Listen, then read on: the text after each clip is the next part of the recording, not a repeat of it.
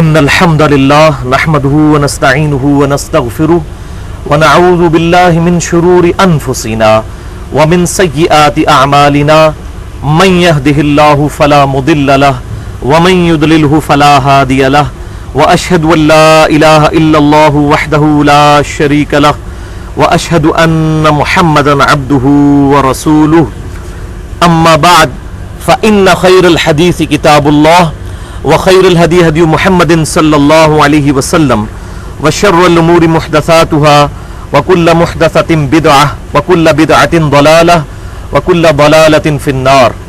أعوذ بالله السميع العليم من الشيطان الرجيم من همزه ونفخه ونفثه. بسم الله الرحمن الرحيم. رب اشرح لي صدري ويسر لي أمري واحلل عقدة من لساني يفقهوا قولي. بسم الله الرحمن الرحيم. إن الله وملائكته يصلون على النبي يا أيها الذين آمنوا صلوا عليه وسلموا تسليما. اللهم صل على محمد وعلى آل محمد كما صليت على إبراهيم وعلى آل إبراهيم إنك حميد مجيد. اللهم بارك على محمد وعلى آل محمد كما باركت على إبراهيم وعلى آل إبراهيم إنك حميد مجيد. آج 28 اور 29 رجب 1434 ہجری کی درمیانی رات 8 جون 2013 اور ہفتے کا دن ہے. آج انشاءاللہ تعالی قرآن کلاس نمبر 105 میں ہم سورۃ الانعام کی 4 آیات یعنی آیت نمبر 118 سے لے کر 121 تک ان کے کانٹیکسٹ میں انشاءاللہ ایصال ثواب اور ختم اور فاتحہ وغیرہ کے صحیح احکام و مسائل سیکھیں گے، کیونکہ بعض لوگوں نے انہی آیات کو بنیاد بناتے ہوئے امت کے اندر چند ایسی چیزیں پروپیگیٹ کر دی ہیں کہ آج ان چیزوں کے خلاف اگر کوئی شخص کتاب و سنت کی بنیاد پر بولتا ہے تو اسے کہا جاتا ہے کہ مر گیا مردود، نہ فاتحہ نہ درود، یعنی ان کا کوئی مردود مر جائے تو نہ یہ فاتحہ پڑھتے ہیں نہ درود پڑھتے ہیں، والعیاذ باللہ تعالی. اور اس بنیاد پر امت کے اندر ایسی رسومات ایڈ کر دی گئی ہیں کہ جن کا کتاب و سنت میں دور دور تک کوئی ذکر نہیں ملتا. جو چیزیں ملتی ہیں وہ انشاءاللہ تعالی میں ایمانداری سے فرقہ واریت کی لعنت سے بالا تر ہو کر خواہ و بات اہل سنت کہلوانے والے تینوں گروہ، بریلوی، دیوبندی یا اہل حدیث، ان کو بری لگے یا اہل تشیع کو، میں اپنی آخرت کی فکر کرتے ہوئے حق بات انشاءاللہ بیان کرنے کی کوشش کروں گا انشاءاللہ. اور اسی سال ثواب کے کانٹیکسٹ میں تیجا یعنی قل کا ختم، پھر 10ویں کا ختم، پھر 40واں، اور پھر 11ویں شریف، پھر رجب کے کنڈے اور محرم کی شیرنی، اس قسم کے کئی ایک رسومات ہمارے سب کانٹیننٹ یعنی انڈیا، پاکستان اور بنگلہ دیش کے دین کا تقریباً حصہ بن چکی ہیں، والعیاذ باللہ تعالی. اور یاد رکھیں کہ جو بھی رسم دین سمجھ کر اڈاپٹ کی جاتی ہے اس کے خلاف جو بندہ آواز اٹھاتا ہے وہ بہت بڑا مجرم سمجھا جاتا ہے. ہمارے اس معاشرے میں جو چیزیں دین نہیں ہیں ان کے خلاف آواز اٹھانا اتنا مشکل ہے. مثال کے طور پر شادی بیاہ کی جو رسومات میں کئی ایک چیزیں جو ہندوؤں کے زیر اثر مسلمانوں میں آ چکی ہیں ان کے خلاف کوئی بولے تو اس کو کہتے ہیں یہ فنیٹک ہے، یہ تو فنڈامنٹلسٹ ہے. اور جو چیزیں لوگوں نے دین سمجھ کر اڈاپٹ کر لی ہوئی ہیں ان کے خلاف جو آواز اٹھائے گا اس کی تو ایسی کی تیزی پھیر کے رکھ دیں گے، کیونکہ جو آواز اٹھانے والے ہیں وہ تو پھر تگڑے ہو جائیں گے، یہ تو دین کے خلاف بول رہا ہے. آپ سمجھ رہے شیطان نے کیسا جال بچھایا ہے. اللہ اکبر کبیرہ. ہماری آج کی یہ ایکسکلوسیو گفتگو انشاءاللہ ہماری جو ویب سائٹ ہے ahlsunnatpak.com، اس پر ہمارے یوٹیوب کے چینل 720085 کے تھرو مسئلہ نمبر 74 کے نام سے اپلوڈ ہو جائے گی انشاءاللہ. اور اس ویڈیو بک، میں ان تمام اپنے لیکچرز کو ویڈیو بکس کا نام دیتا ہوں کہ ان کے بعد انشاءاللہ لوگوں کو درجنوں کتابیں پڑھنے کی ضرورت نہیں پڑے گی. بلکہ ایک ہی جگہ حق بات فرقہ واریت سے بالا تر ہو کر موجود ہوگی انشاءاللہ۔ اس ویڈیو بک کا عنوان ہوگا مسئلہ نمبر 74، ایصال ثواب اور ختم وغیرہ کے صحیح فقہی احکام و مسائل۔ مسئلہ نمبر 74، مسئلہ نمبر 74 کے نام سے ایصال ثواب اور ختم اور فاتحہ وغیرہ کے صحیح فقہی احکام و مسائل، ایصال ثواب اور ختم وغیرہ کے صحیح فقہی احکام و مسائل۔ آج کے لیکچر میں جتنی بھی آیات آئیں گی اور جو کریٹیکل احادیث تھیں ان کے لیے آپ کو ایک ریفرنس پیج مل چکا ہے جس پہ یہ تمام چیزیں ریٹن فارم میں درج ہیں، نوٹس کی شکل میں۔ آج کے لیکچر میں جتنی احادیث آئیں گی ان کے انشاءاللہ میں ان میں سے جو کریٹیکل احادیث ہوں گی ان کے نمبرز علماء حرمین اور بیروت کی انٹرنیشنل نمبرنگ کے مطابق بیان کروں گا، اور باقی احادیث جو ہوں گی صرف ان کے ریفرنس بیان کروں گا، نمبرز ٹائم بچانے کے لیے بیان نہیں کروں گا۔ اس کے باوجود اگر کسی کی کوئی کیوری ہو تو لیکچر کے اینڈ پہ مجھ سے پوچھ سکتا ہے، یا مجھ سے ای میل پر بھی رابطہ کیا جا سکتا ہے، mirza_95@yahoo.com، یہ میرا ای میل ایڈریس ہے۔ صحیح بخاری اور صحیح مسلم کی احادیث کے علاوہ جتنی اور احادیث ہیں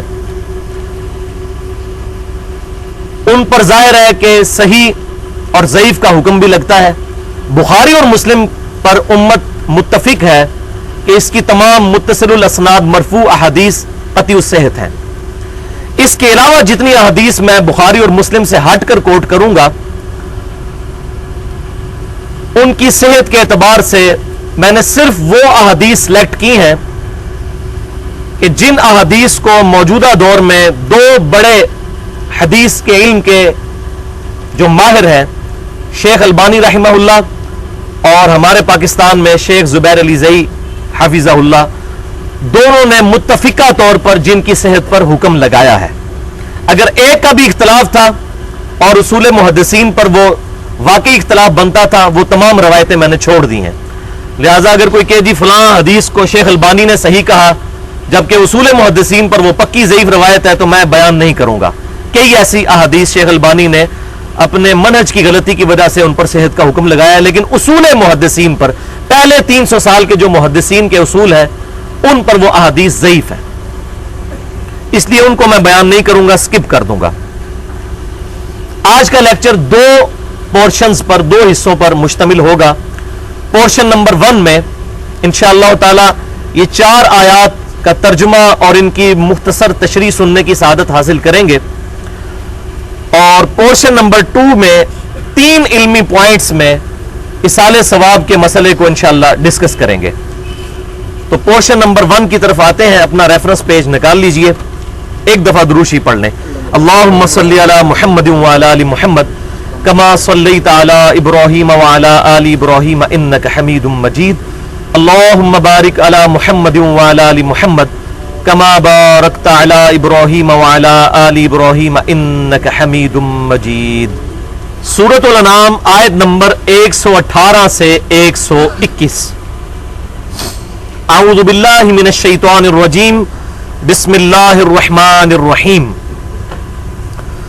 فَكُلُوا مِمَّا ذُكِرَ اسْمُ اللَّهِ عَلَيْهِ، پس کھاؤ اس میں سے جس پر اللہ کا نام لیا گیا، ان کنتم بآیاتہ مؤمنین، اگر تم اللہ تعالی کی آیات پر ایمان رکھتے ہو تو، یعنی جس چیز پر اللہ کا نام لیا گیا ذبح کے وقت یا اللہ کے تقرب کے لیے کسی نے کوئی چیز صدقہ اور خیرات کی، اس میں سے کھاؤ اگر تم اللہ پر، اس کی آیات پر ایمان رکھنے والے ہو۔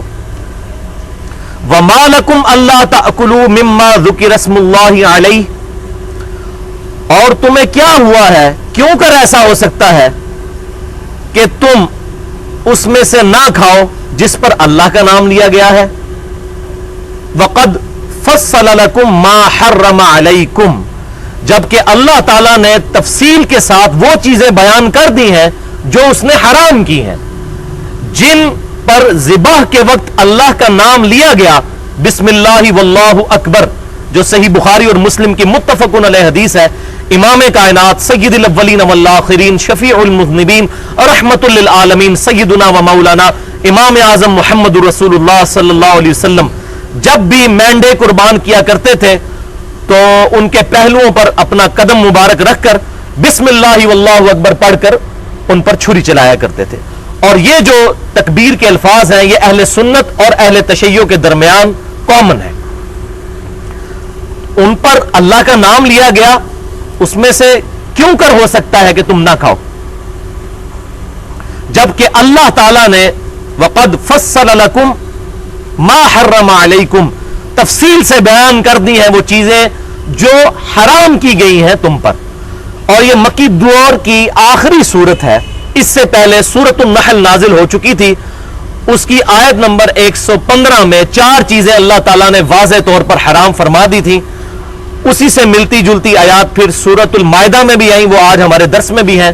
پہلی چیز مردار جو خود بخود اپنی موت مر جائے، دوسری چیز بہتا ہوا خون، اور تیسرا خنزیر کا گوشت، اور چوتھی وہ چیز جس کے ذبح کے وقت غیر اللہ کا نام لیا جائے یا اس کو غیر اللہ کے تقرب کے لیے قربان کیا جائے. تو وہ ہم بیان کر چکے. الا ما اضطررتم الیہ، ہاں مگر جب تم مجبور کر دیے جاؤ وہ الگ بات ہے، اس میں سے تم کھا سکتے ہو.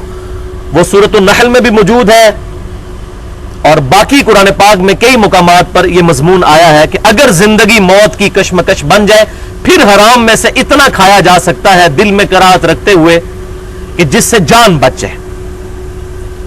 وَإِنَّ كَثِيرًا لَيُضِلُّونَ بِأَفْوَاهِهِمْ، اور بے شک اکثر لوگ وہ ہیں جو کہ گمراہ کرتے ہیں اپنی خواہشات کی پیروی کرتے ہوئے، بغیر علم، علم کے بغیر.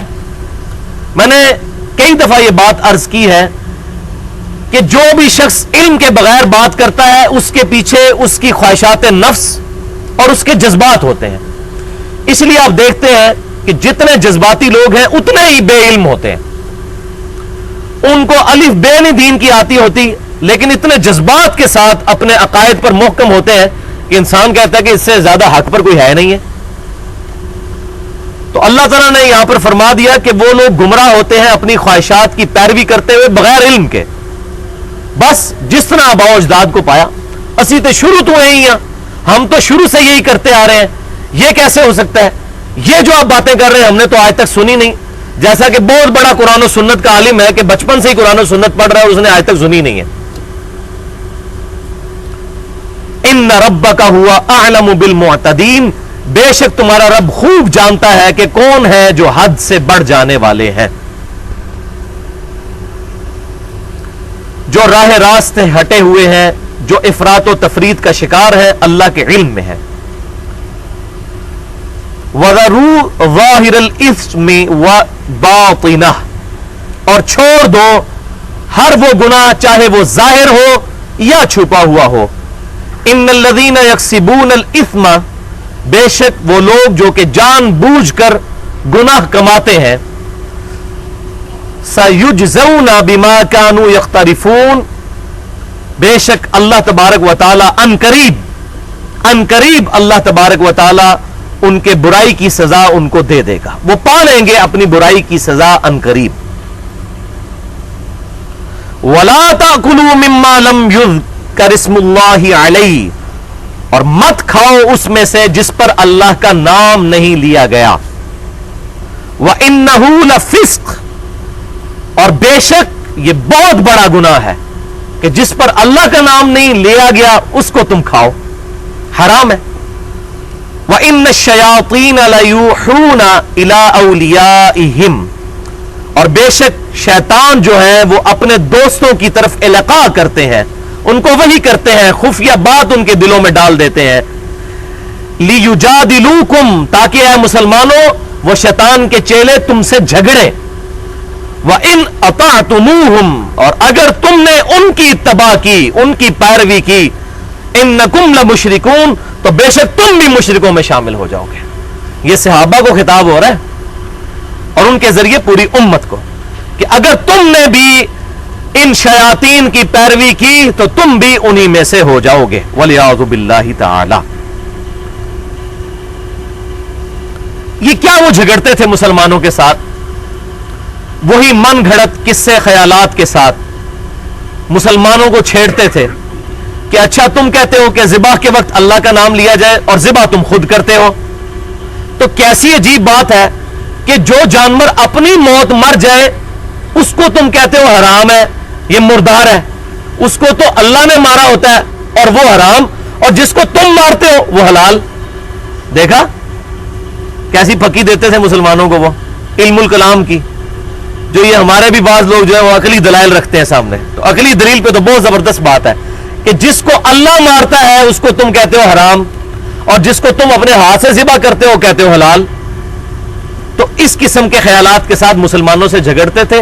مسلمانوں کو کہا گیا کہ ان کی پرواہ مت کرو، اور اگر تم نے ان کی پیروی کی تو تم بھی مشرکوں میں شامل ہو جاؤ گے، وَلِعَاذُ بِاللَّهِ تَعَالَى۔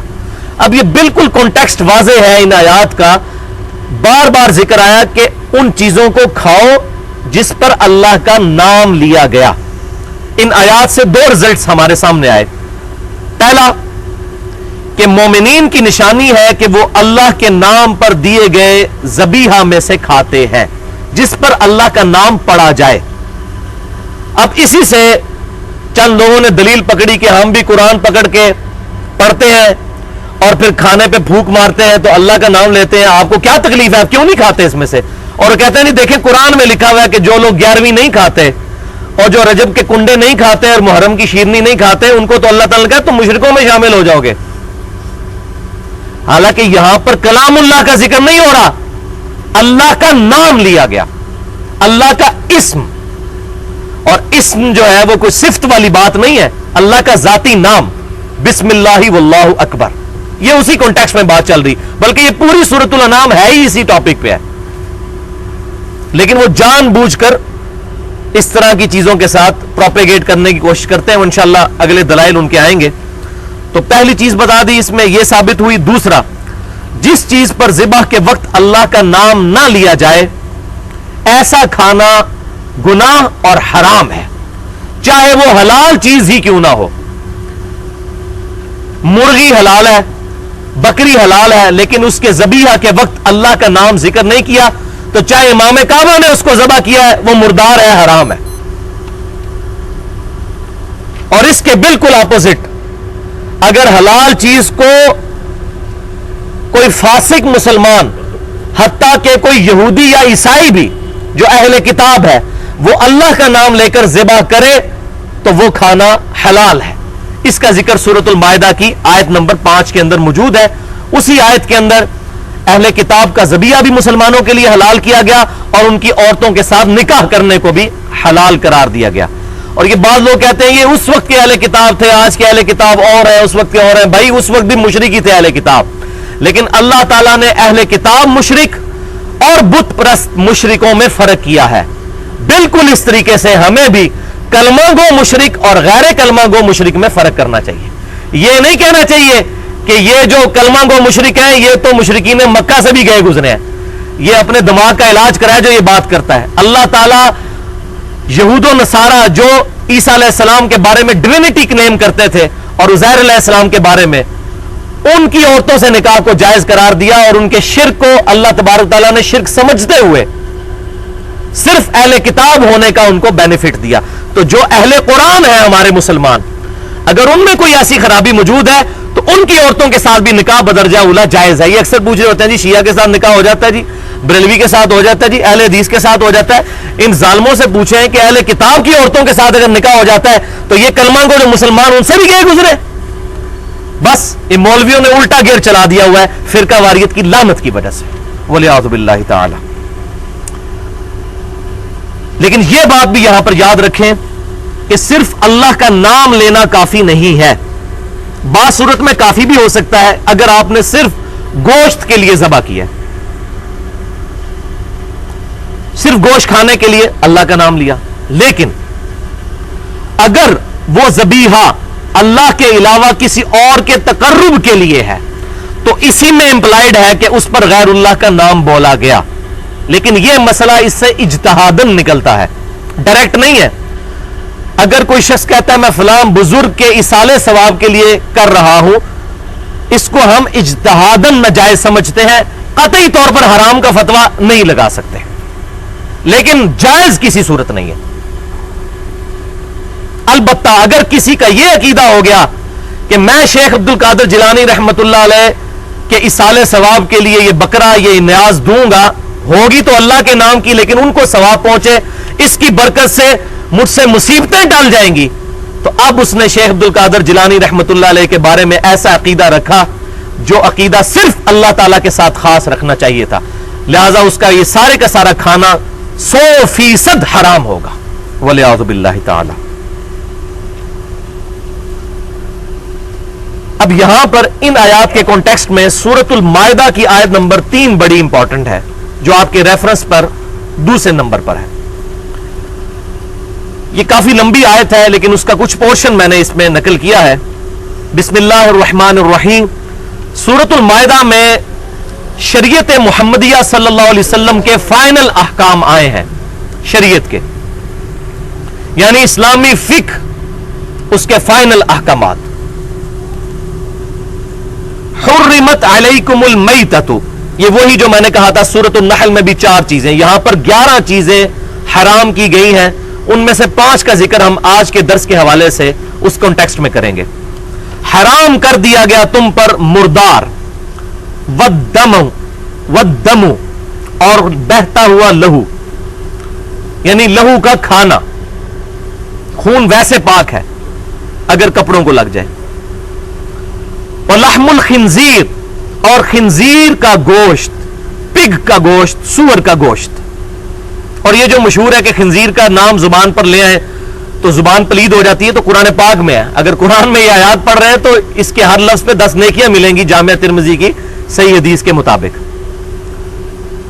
وما اہل لغیر اللہ بہ، اور وہ شے بھی تمہارے لیے حرام کر دی گئی کہ جس پر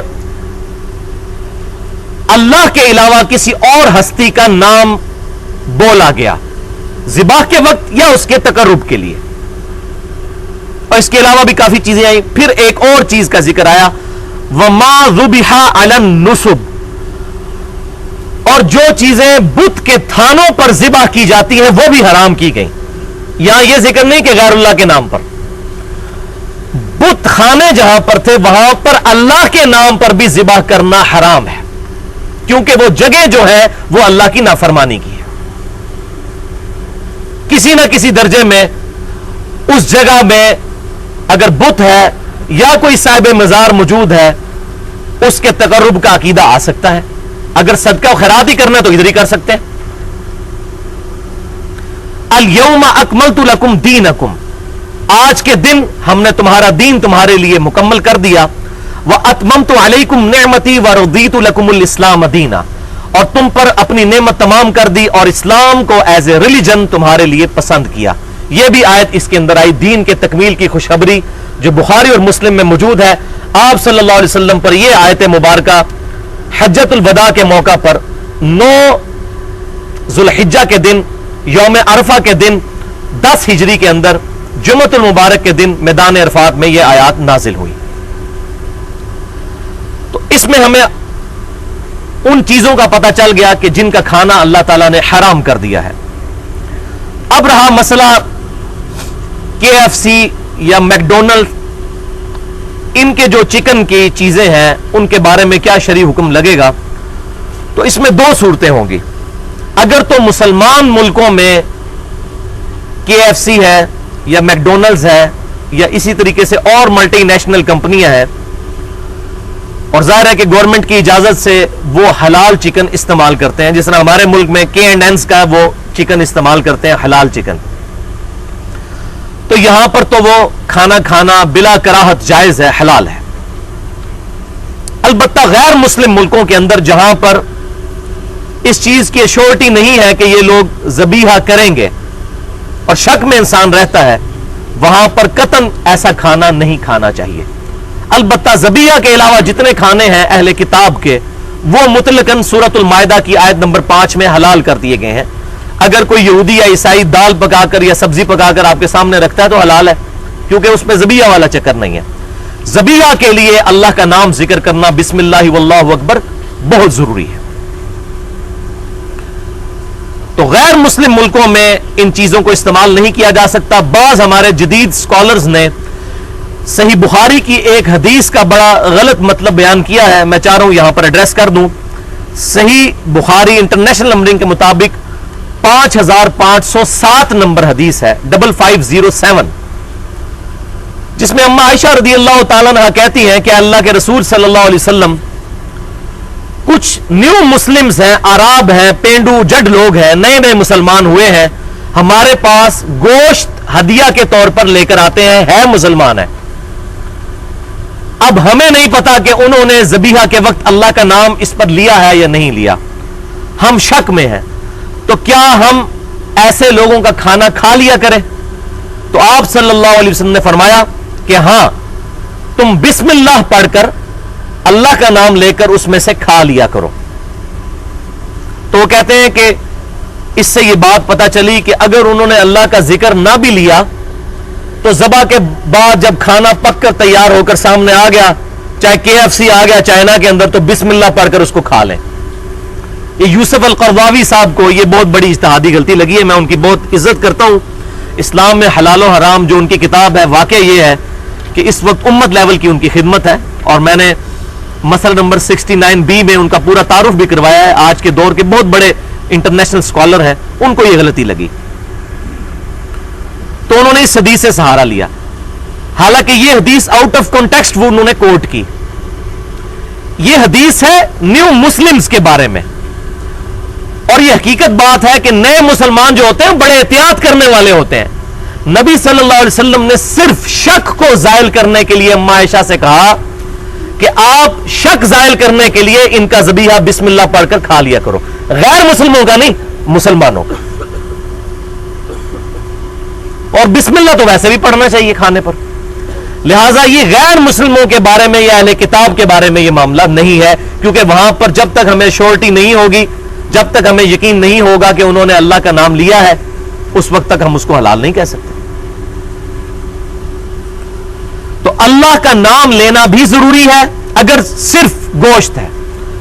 البتہ اگر گوشت کے علاوہ کوئی اور نیت کی ہوئی ہے، اس میں اللہ کے علاوہ کسی اور کے تقرب کی نیت کی، تو اگرچہ اللہ کے نام پر ذبح ہوا تب بھی وہ کھانا یا وہ صدقہ اور خیرات حرام ہو جائے گا. اور اس کانٹیکسٹ میں ایک بڑی سخت حدیث ہے صحیح مسلم میں. ابو طفیل عامر بن واصلہ رضی اللہ تعالیٰ عنہ، جو سب سے آخر میں فوت ہونے والے صحابہ میں سے ہیں، 110 ہجری میں نبی صلی اللہ علیہ وسلم کی وفات کے 100 سال کے بعد فوت ہوئے، اور یہ سیدنا علی کے شاگرد بھی ہیں، اور جنگ صفین میں مولا علی رضی اللہ تعالیٰ عنہ کے ساتھ یہ شامل تھے. یہ کہتے ہیں کہ ایک دفعہ میں نے مولا علی رضی اللہ تعالیٰ عنہ سے پوچھا، مولا سے مراد دلی محبوب، من کنت مولاہ فہذا علی مولا، حدیث متواترہ ہے، جس کا جگری یار میں ہوں اس کا جگری یار سیدنا علی بھی ہونے چاہیے. یہ مشکل کشا والا مولا نہیں ہے، یہ وہی مولا ہے جو ہم اپنے علماء کو بھی کہتے ہیں مولانا فلاں. تو میں نے مولا علی سے پوچھا، کیا اللہ کے رسول صلی اللہ علیہ وسلم نے، یہ صحیح مسلم میں حدیث ہے انٹرنیشنل نمبرنگ کے مطابق 5126، کیا آپ صلی اللہ علیہ وسلم نے قرآن کے علاوہ بھی آپ کو کوئی خاص بات ایسی بتائی ہے جو امت کو نہ بتائی ہو؟ تو سیدنا علی نے کہا کہ آپ صلی اللہ علیہ وسلم نے ہمیں کوئی ایسی بات تعلیم نہیں فرمائی جو باقی امت کو نہ بتائی ہو. ہاں، مگر میرے پاس ایک صحیفہ ہے جو انہوں نے اپنی تلوار کی نیام میں سے نکالا. تو ابو طفیل کہتے ہیں میں نے پوچھا، اے امیر المومنین اس کے اندر کیا ہے؟ تو انہوں نے اس میں کچھ چیزیں پڑھ کر بتائیں. ان میں سے ایک چیز یہ تھی کہ جس شخص نے اللہ کے علاوہ کسی اور کے لیے ذبح کیا، کسی اور کے لیے ذبح کیا، کسی اور کے نام پر نہیں، کے لیے، عربی الفاظ ہے لعن اللہ من ذبح لغیر اللہ، اس پر اللہ کی لعنت ہے جس نے کسی اور کے لیے، اللہ کے علاوہ کسی اور کے لیے ذبح کیا. ہم اپنے مہمانوں کے لیے ذبح کرتے ہیں لیکن ان کے تقرب کے لیے نہیں، بلکہ اللہ کا تقرب ہوتا ہے تاکہ مہمان نوازی کریں گے اللہ خوش ہوگا، تقرب بھی اللہ کا، نام بھی اللہ کا۔ اعوذ باللہ۔ اور اس معاملے میں امام کائنات صلی اللہ علیہ وسلم نے اتنی احتیاط فرمائی، اتنی احتیاط فرمائی، اتنی احتیاط فرمائی کہ عقل دنگ رہ جاتی ہے۔ سنن نبی داؤد میں صحیح سند کے ساتھ انٹرنیشنل نمبرنگ کے مطابق 3313 نمبر حدیث ہے۔ ایک صحابی نے آ کر عرض کی، اے اللہ کے رسول صلی اللہ علیہ وسلم، میں نے یہ منت اور نظر مانی ہے کہ مقام بوانا پر جا کر کچھ اونٹ اللہ کی راہ میں ذبح کروں گا۔ بعض روایتوں میں آتا ہے 100 اونٹ۔ تو آپ صلی اللہ علیہ وسلم نے 2 سوال ان سے کیے۔ پہلا سوال، کیا مقام بوانا پر، اس جگہ پر جس پر تم قربان کرنا چاہتے ہو اللہ کے لیے، وہاں پر جاہلیت میں کسی بت کی پرستش تو نہیں ہوتی تھی؟ جاہلیت میں، اور نہیں، پہلے، ابھی نہیں، پہلے۔ انہوں نے کہا یا رسول اللہ نہیں۔ کیوں پوچھا؟ ہو سکتا ہے کہ کوئی جا کر نظر دے تو لوگ کہ یہ پرانے بزرگوں کی یاد تازہ ہو رہی ہے، انہوں نے فیض ہی چلتا پیا۔ پہلے پوچھا کہ پہلے تو کہیں بت کی پرستش اس جگہ پر نہیں ہوتی تھی، حالانکہ زمین ساری پاک ہے۔ کیوں؟ یہ ہے توحید کی سینسٹیوٹی جو پروفٹ نے انجیکٹ کی اپنی امت کے اندر صلی اللہ علیہ وسلم۔ دوسرا سوال کیا، کیا وہاں پر زمانے جاہلیت میں کوئی میلہ تو نہیں لگتا تھا؟ اللہ اکبر کبیرہ، امام الموحدین صلی اللہ علیہ وسلم، موحدین کے امام، انہوں نے کہا یا رسول اللہ نہیں۔ پھر آپ صلی اللہ علیہ وسلم نے فرمایا اپنی نظر پوری کرو، اور 2 باتیں ارشاد فرمائی کہ جو نظر تم اللہ کے لیے مانتے ہو اس کو تو پورا کرو، اور ایسی نظر کو مت پورا کرو جس میں اللہ کی نافرمانی ہو، اور ایسی نظر کو بھی پورا مت کرو جس میں تم عاجز آ جاؤ۔ مثلاً کوئی یہ منت مان لیتا ہے میں روزانہ 1000 نفل پڑھوں گا، تو عاجز آ جائے گا، تو ایسی منت کو توڑ دیا جائے۔ صحیح بخاری اور صحیح مسلم کی متفقن علیہ حدیث ہے کہ ایسی منت یا ایسی نظر کا کفارہ پھر وہی ہے جو کہ قسم کا کفارہ ہے، یعنی 10 مسکینوں کو کھانا کھلانا ہے، یا ایک غلام آزاد کرنا ہے، یا 10 مساکین کو کپڑا لے کر دینا ہے۔ یہ تینوں چیزیں سورۃ المائدہ کی آیت نمبر 89 میں آئی ہیں، اور اگر کوئی اس پر قدرت نہ رکھتا ہو تو پھر اس کو اجازت ہے کہ مسلسل 3 روزے رکھے۔ تو آج یہ منت اور نظر میرا ٹاپک نہیں، اس پر میں آلریڈی 55 منٹ کی ایک گفتگو ریکارڈ کروا چکا ہوں۔ مسئلہ نمبر 68 کے نام سے قسم، نظر اور منت کے صحیح احکام و مسائل، سورۃ المائدہ آیت نمبر 89 کی روشنی میں۔ اب آتے ہیں لیکچر کے دوسرے اور آخری حصے کی طرف جو 3 علمی پوائنٹس پر مشتمل ہے۔ ایک دفعہ دروشی پڑھ لیجئے۔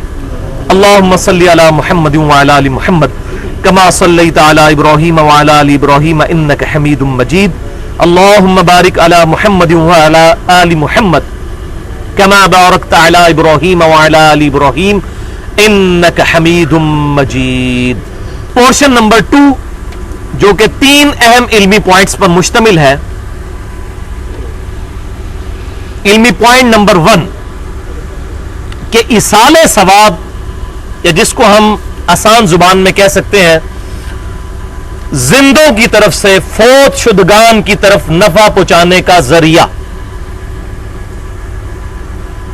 اس میں سب سے اہم ترین عمل ہے مرے ہوئے لوگوں کے لیے، فوت شدگان کے لیے اللہ کے حضور دعا کرنا۔ یہ ایصال ثواب کا بہت بڑا ذریعہ ہے، اور اس کو اللہ تبارک و تعالی نے مومنین کی نشانی بیان فرمایا ہے سورۃ الحشر آیت نمبر 10 میں۔ ریفرنس پر آپ کے پیج کے اوپر ریفرنس 3 ہے۔ بسم اللہ الرحمن الرحیم۔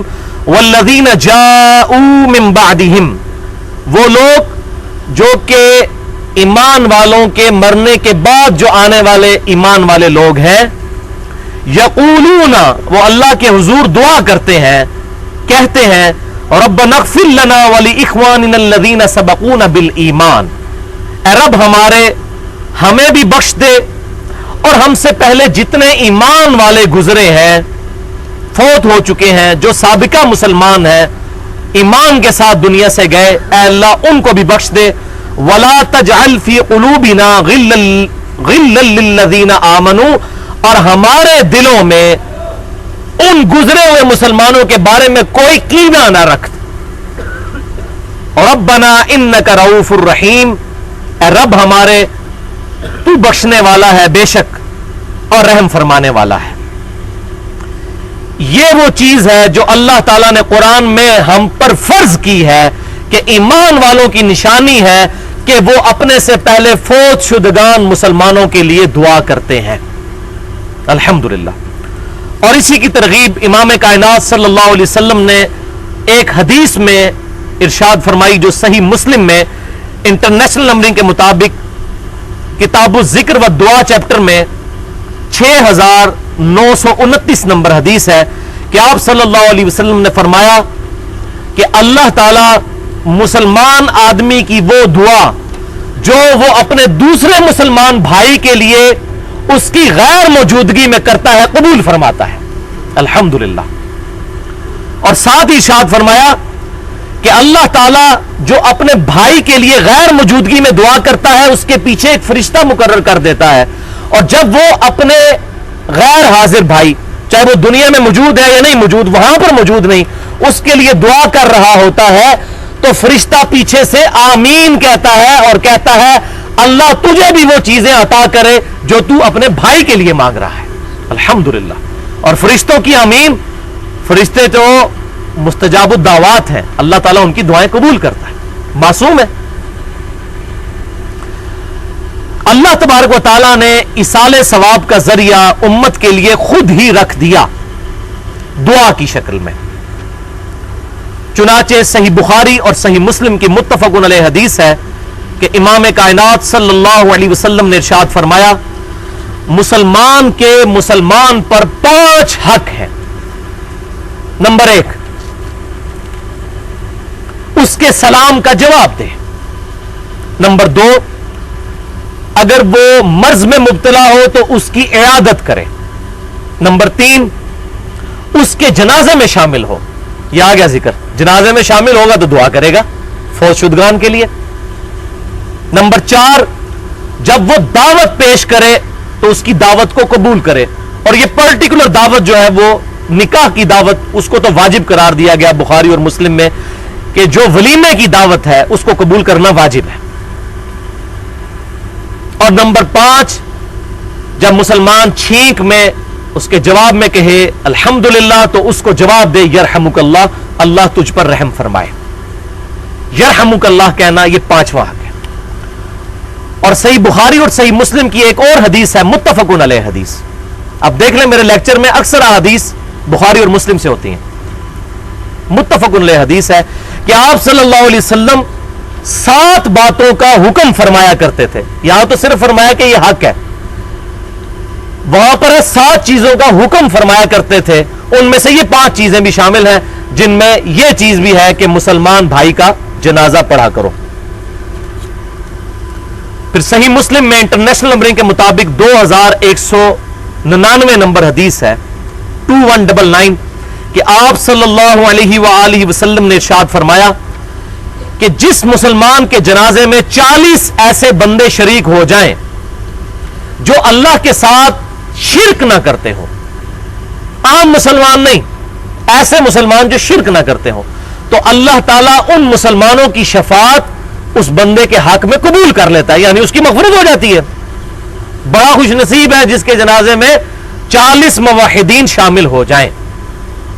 اور اسی حدیث کو میں نے بنیاد بنا کر ایک لیکچر دیا ہے 25 منٹ کا، مسئلہ نمبر 8 کے نام سے، کیا کلمہ گو مسلمان بھی شرک کر سکتا ہے؟ مسلمان کا جنازہ پڑھنے والے مسلمان ہی ہوتے ہیں، اور فرمایا 40 ایسے بندے جو اللہ کے ساتھ شرک نہ کرتے ہوں، تو اللہ تبارک و تعالیٰ اس کی مغفرت کر دیتا ہے. اور وہ دعا، کئی دعائیں ویسے احادیث کے اندر آئی ہیں، لیکن ایک دعا جو کہ متفق علیہ ہے امت کے اندر، وہ آپ کے ریفرنس پر 4 نمبر پر ہے.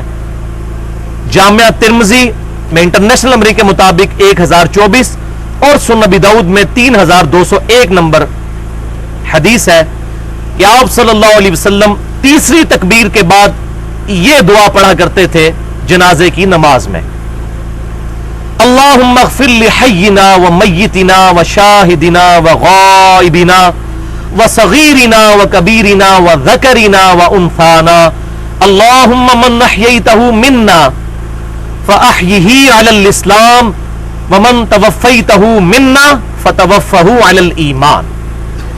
اے اللہ ہمارے زندوں کی مغفرت فرما اور ہمارے مردوں کی مغفرت فرما، اور جو ہمارے حاضر ہیں ان کی مغفرت فرما، اور جو یہاں پر موجود نہیں ان کی مغفرت فرما، اور جو ہمارے چھوٹے ہیں ان کی مغفرت فرما، اور جو ہمارے بڑے ہیں ان کی مغفرت فرما، اور جو مرد ہیں اور جو عورتیں ہیں ان کی مغفرت فرما. اے اللہ ہم میں سے تو جسے بھی زندہ رکھے تو اسے اسلام کے ساتھ زندہ رکھنا، اور ہم میں سے جب کسی کو موت آئے تو اسے ایمان پر موت دینا. آمین. تو دیکھیں اپنے لیے بھی دعا ہے اور اس میت کے لیے بھی دعا. یہ تو ہو گیا جنازہ. بعض لوگ جنازے کے فوراً بعد دعا مانگتے ہیں، یہ دعا ثابت نہیں ہے. اصل دعا جو ثابت ہے وہ سنن ابی داؤد میں انٹرنیشنل نمبر کے مطابق 3213 نمبر حدیث ہے کہ آپ صلی اللہ علیہ وسلم نے فرمایا کہ جب اپنے بھائی کو دفنا چکو تو اس کی قبر پر اس کی بخشش اور قبر کے سوالات میں استقامت کے لیے دعا کرو. اور یہ اس حد تک زبردست چیز ہے کہ کتاب الایمان چیپٹر میں صحیح مسلم میں سیدنا عمر ابن عاص رضی اللہ تعالیٰ عنہ کی بڑی لمبی حدیث ہے، اس کا آخری حصہ ہے صحیح مسلم کتاب الایمان، اور چیپٹر ہے وہ کہ اسلام اگلے سارے گناہوں کو معاف کر دیتا ہے.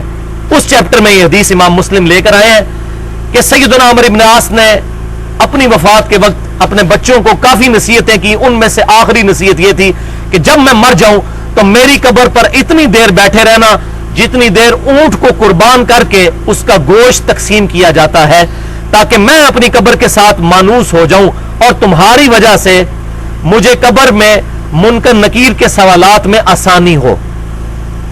کیا مراد؟ کہ جب تم قبر پر رہو گے اور دعا کرو گے میرے لیے.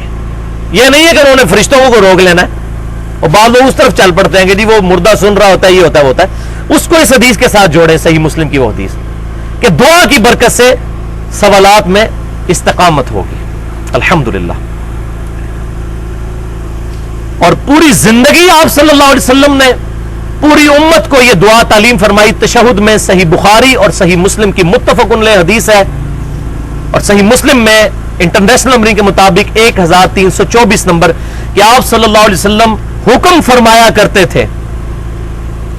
اور صحیح مسلم میں ایک ترک میں یہاں تک آتا ہے کہ سیدنا طاؤس رحمۃ اللہ علیہ جو شخص تشہد میں یہ دعا نہ پڑھے اس کو کہتے تھے دعا تو اپنی نماز ہی دوبارہ پڑھ، کیونکہ اس دعا کو پڑھنے کا حکم ہے.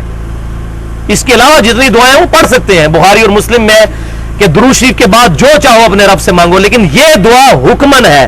صحیح مسلم کتاب المساجد چیپٹر انٹرنیشنل نمبرنگ کے مطابق 1324 نمبر: اللہم انی اعوذ بک من عذاب جہنم ومن عذاب القبر ومن فتنة المحیا والممات ومن شر فتنة المسیح الدجال. 4 چیزوں سے اللہ کی پناہ مانگنی ہے.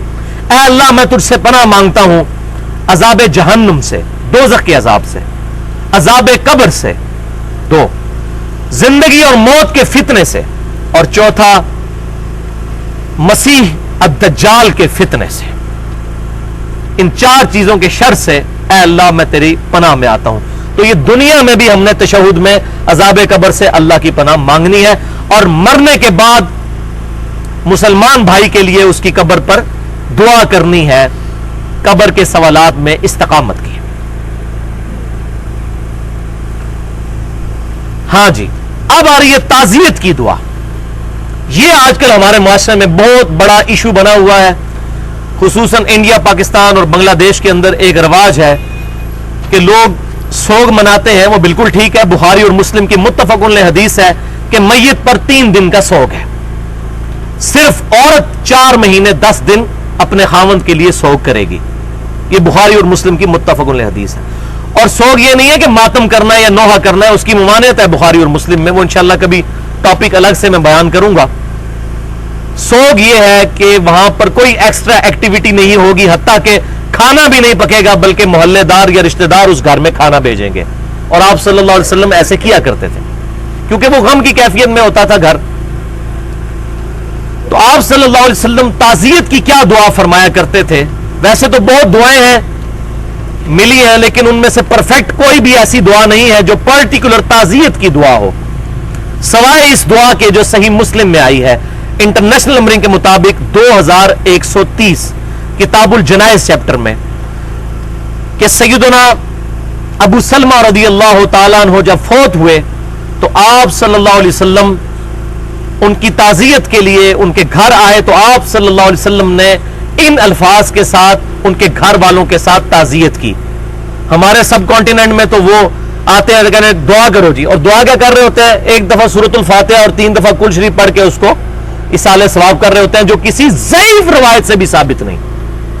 صحیح تو بڑی دور کی بات، ضعیف روایت دنیا کی کسی حدیث کی کتاب میں ایسی کوئی ضعیف روایت بھی موجود نہیں ہے. حتیٰ کہ ظلم ہے کہ ایسے لوگ جنہوں نے پوری زندگی خود قرآن پڑھ کے نہیں دیکھا ہوتا، ان کو بھی قرآن پڑھ پڑھ کے بخشوا رہے ہوتے ہیں. تو تعزیت کی یہ دعا میں نے اس کی نمبرنگ بتا دی. آپ صلی اللہ علیہ وسلم نے دعا کی، اللہم اغفر لی ابی سلمہ، اے اللہ بخشش فرما دے ابو سلمہ کی. یہاں پر کسی اور کا نام لے سکتے ہیں، میرے مرنے کے بعد کوئی تعزیت کے لیے آئے تو اللہم اغفر لی محمد علی، یا کسی کا بھی نام، فلاں بن فلاں. ورفع درجاتہ، اور اس کے درجات کو بلند فرما. یہ عربی میں پڑھنا ضروری نہیں ہے، یہ عام دعائیں عربی میں پڑھنا افضل ہے، ورنہ اپنی مادری زبان میں بھی آپ پڑھ سکتے ہیں، کوئی حرج نہیں اس کے اندر اگر کسی کو یاد نہ ہو.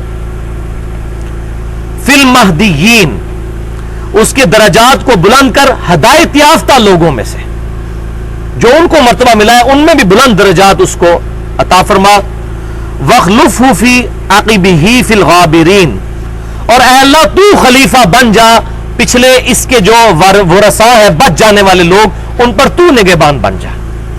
یعنی وہ مر گیا، اس کی جگہ اے اللہ تبارک و تعالیٰ تو ان کے اوپر فضل و کرم فرما. وَاغْفِرْ لَنَا، اور ہمیں معاف کر دے. دیکھ لیں ہر جگہ اپنے لیے بھی دعا مانگنی ہے. وَلَهُ يَا رَبَّ الْعَالَمِينَ، اور اسے بھی اے اللہ، اے رب العالمین، تمام جہانوں کے رب، تمام جہانوں کو پالنے والے. وَافْسَحْ لَهُ فِي قَبْرِهِ وَنَوِّرْ لَهُ فِيهِ، اے اللہ اس کی قبر کو کشادہ کر دے اور اس کی قبر میں اس کے لیے نور بھر دے. یہ دعا کسی کے لیے جائے تعزیت کرنے کے لیے، اور یہ تعزیت آپ صلی اللہ علیہ وسلم نے ام سلمہ سے کی تھی، ان کی جو بیوی تھی، یعنی جو بیوہ تھی، ان سے آپ صلی اللہ علیہ وسلم نے جا کر تعزیت ان الفاظ میں کی کہ اللہ تعالیٰ ابو سلمہ کو بخش دے، اس کو ہدایت یافتہ لوگوں میں بلند مرتبہ عطا فرمائے، اور اللہ تبارک و تعالیٰ اس کی وفات کے بعد تمہارے لیے خلیفہ بن جائے، اور اللہ تبارک و تعالیٰ ہماری بھی مغفرت کرے اور اس کی بھی مغفرت کرے، اور اس کی قبر کو کشادہ کر دے اور اس کے لیے نور سے بھر دے. یہ سارے کلمات ویسے ہم یہ الفاظ استعمال بھی کرتے ہیں، لیکن اب تعزیت کے لیے جائیں تو اس طریقے سے جا کر دعا کریں. اور اس میں ہاتھ اٹھانا ثابت نہیں ہے. ہاتھ اٹھانا دعا میں بہت افضل ہے، لیکن جن جگہوں پر پرٹیکولر آیا اور جہاں پر تعزیت کے اندر کوئی ایسی بات نہیں ملتی، لیکن اگر کوئی ہاتھ اٹھا لیتا ہے اور انڈیویجول دعا کرتا ہے، یہ نہیں کہنا کرو دعا اور سارے ہاتھ اٹھا کے کرنا شروع کر دیتے ہیں، ایسا معاملہ نہیں. ویسے دعا کر لیتا ہے ہاتھ اٹھا کر انڈیویجول اپنی جا کر، تو اس پر کوئی فتویٰ نہیں لگے گا، لیکن انڈیویجول دعا کرنی انفرادی طور پر. اجتماعی جتنی عبادات ہیں ان کے لیے نص موجود ہونا ضروری ہے.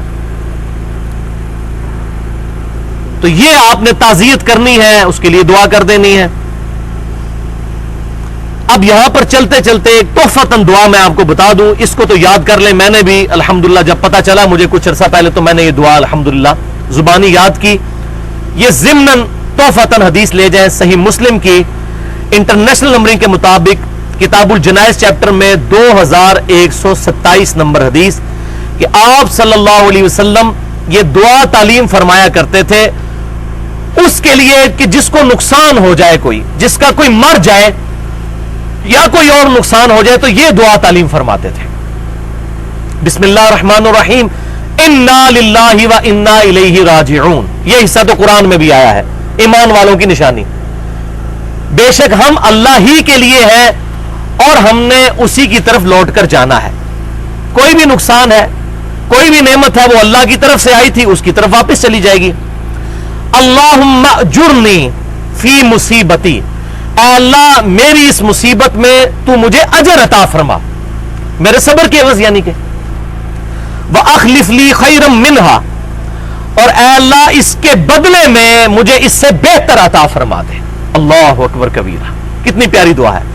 اے اللہ میرا جو نقصان ہوا، ہم اللہ ہی کے لیے تھے، اسی کی طرف لوٹ کر جانے والے ہیں، اے اللہ اس پر مجھے اجر عطا فرما اور مجھے اس کا بہتر نعم البدل عطا فرما۔ اور حدیث کے الفاظ کیا ہیں؟ صحیح مسلم 2127، ام سلمہ رضی اللہ تعالیٰ عنہ کہتی ہیں کہ جب ابو سلمہ رضی اللہ تعالیٰ عنہ فوت ہوئے تو میں نے فوراً یہ دعا پڑھی اور بار بار اللہ سے دعا مانگی، لیکن میں دل میں یہ سوچتی تھی کہ ابو سلمہ کا نعم البدل مجھے کیا مل سکتا ہے؟ اس سے تو نیک شخص ہی کوئی نہیں ہے، اس سے زیادہ عظیم شخص ہی کوئی نہیں ہے، یہ تو وہ شخص ہے جس نے سب سے پہلے رسول اللہ کے ساتھ اپنے بیوی بچوں سمیت ہجرت کی، بھلا اس سے نیک آدمی کون ہو سکتا ہے؟ مجھے اللہ تعالیٰ اس کا نعم البدل کیا عطا فرمائے گا؟ لیکن جب عدت کے دن گزرے تو رسول اللہ نے صلی اللہ علیہ وسلم میرا رشتہ مانگ لیا اور مجھے اللہ تعالیٰ نے ابو سلمہ کا بہتر نعم البدل محمد رسول اللہ کی شکل میں عطا کر دیا۔ ام سلمہ ام المومنین ہے اور سب سے آخر میں فوت ہونے والی حضور کی بیوی ہے، واقعہ کربلا کے بعد یہ فوت ہوئی ہے، اور انہی کی وہ حدیث ہے جو صحیح سند کے ساتھ مسند امام احمد میں ہے کہ جب سیدنا حسین کی شہادت کی خبر پہنچی تو انہوں نے کہا اے اہل عراق تم پر اللہ کی لعنت ہو، تم نے حسین ابن علی کو شہید کیا، اللہ تعالیٰ تمہیں غارت کرے کہ جو تم نے ابن رسول کے ساتھ کیا صلی اللہ علیہ وسلم۔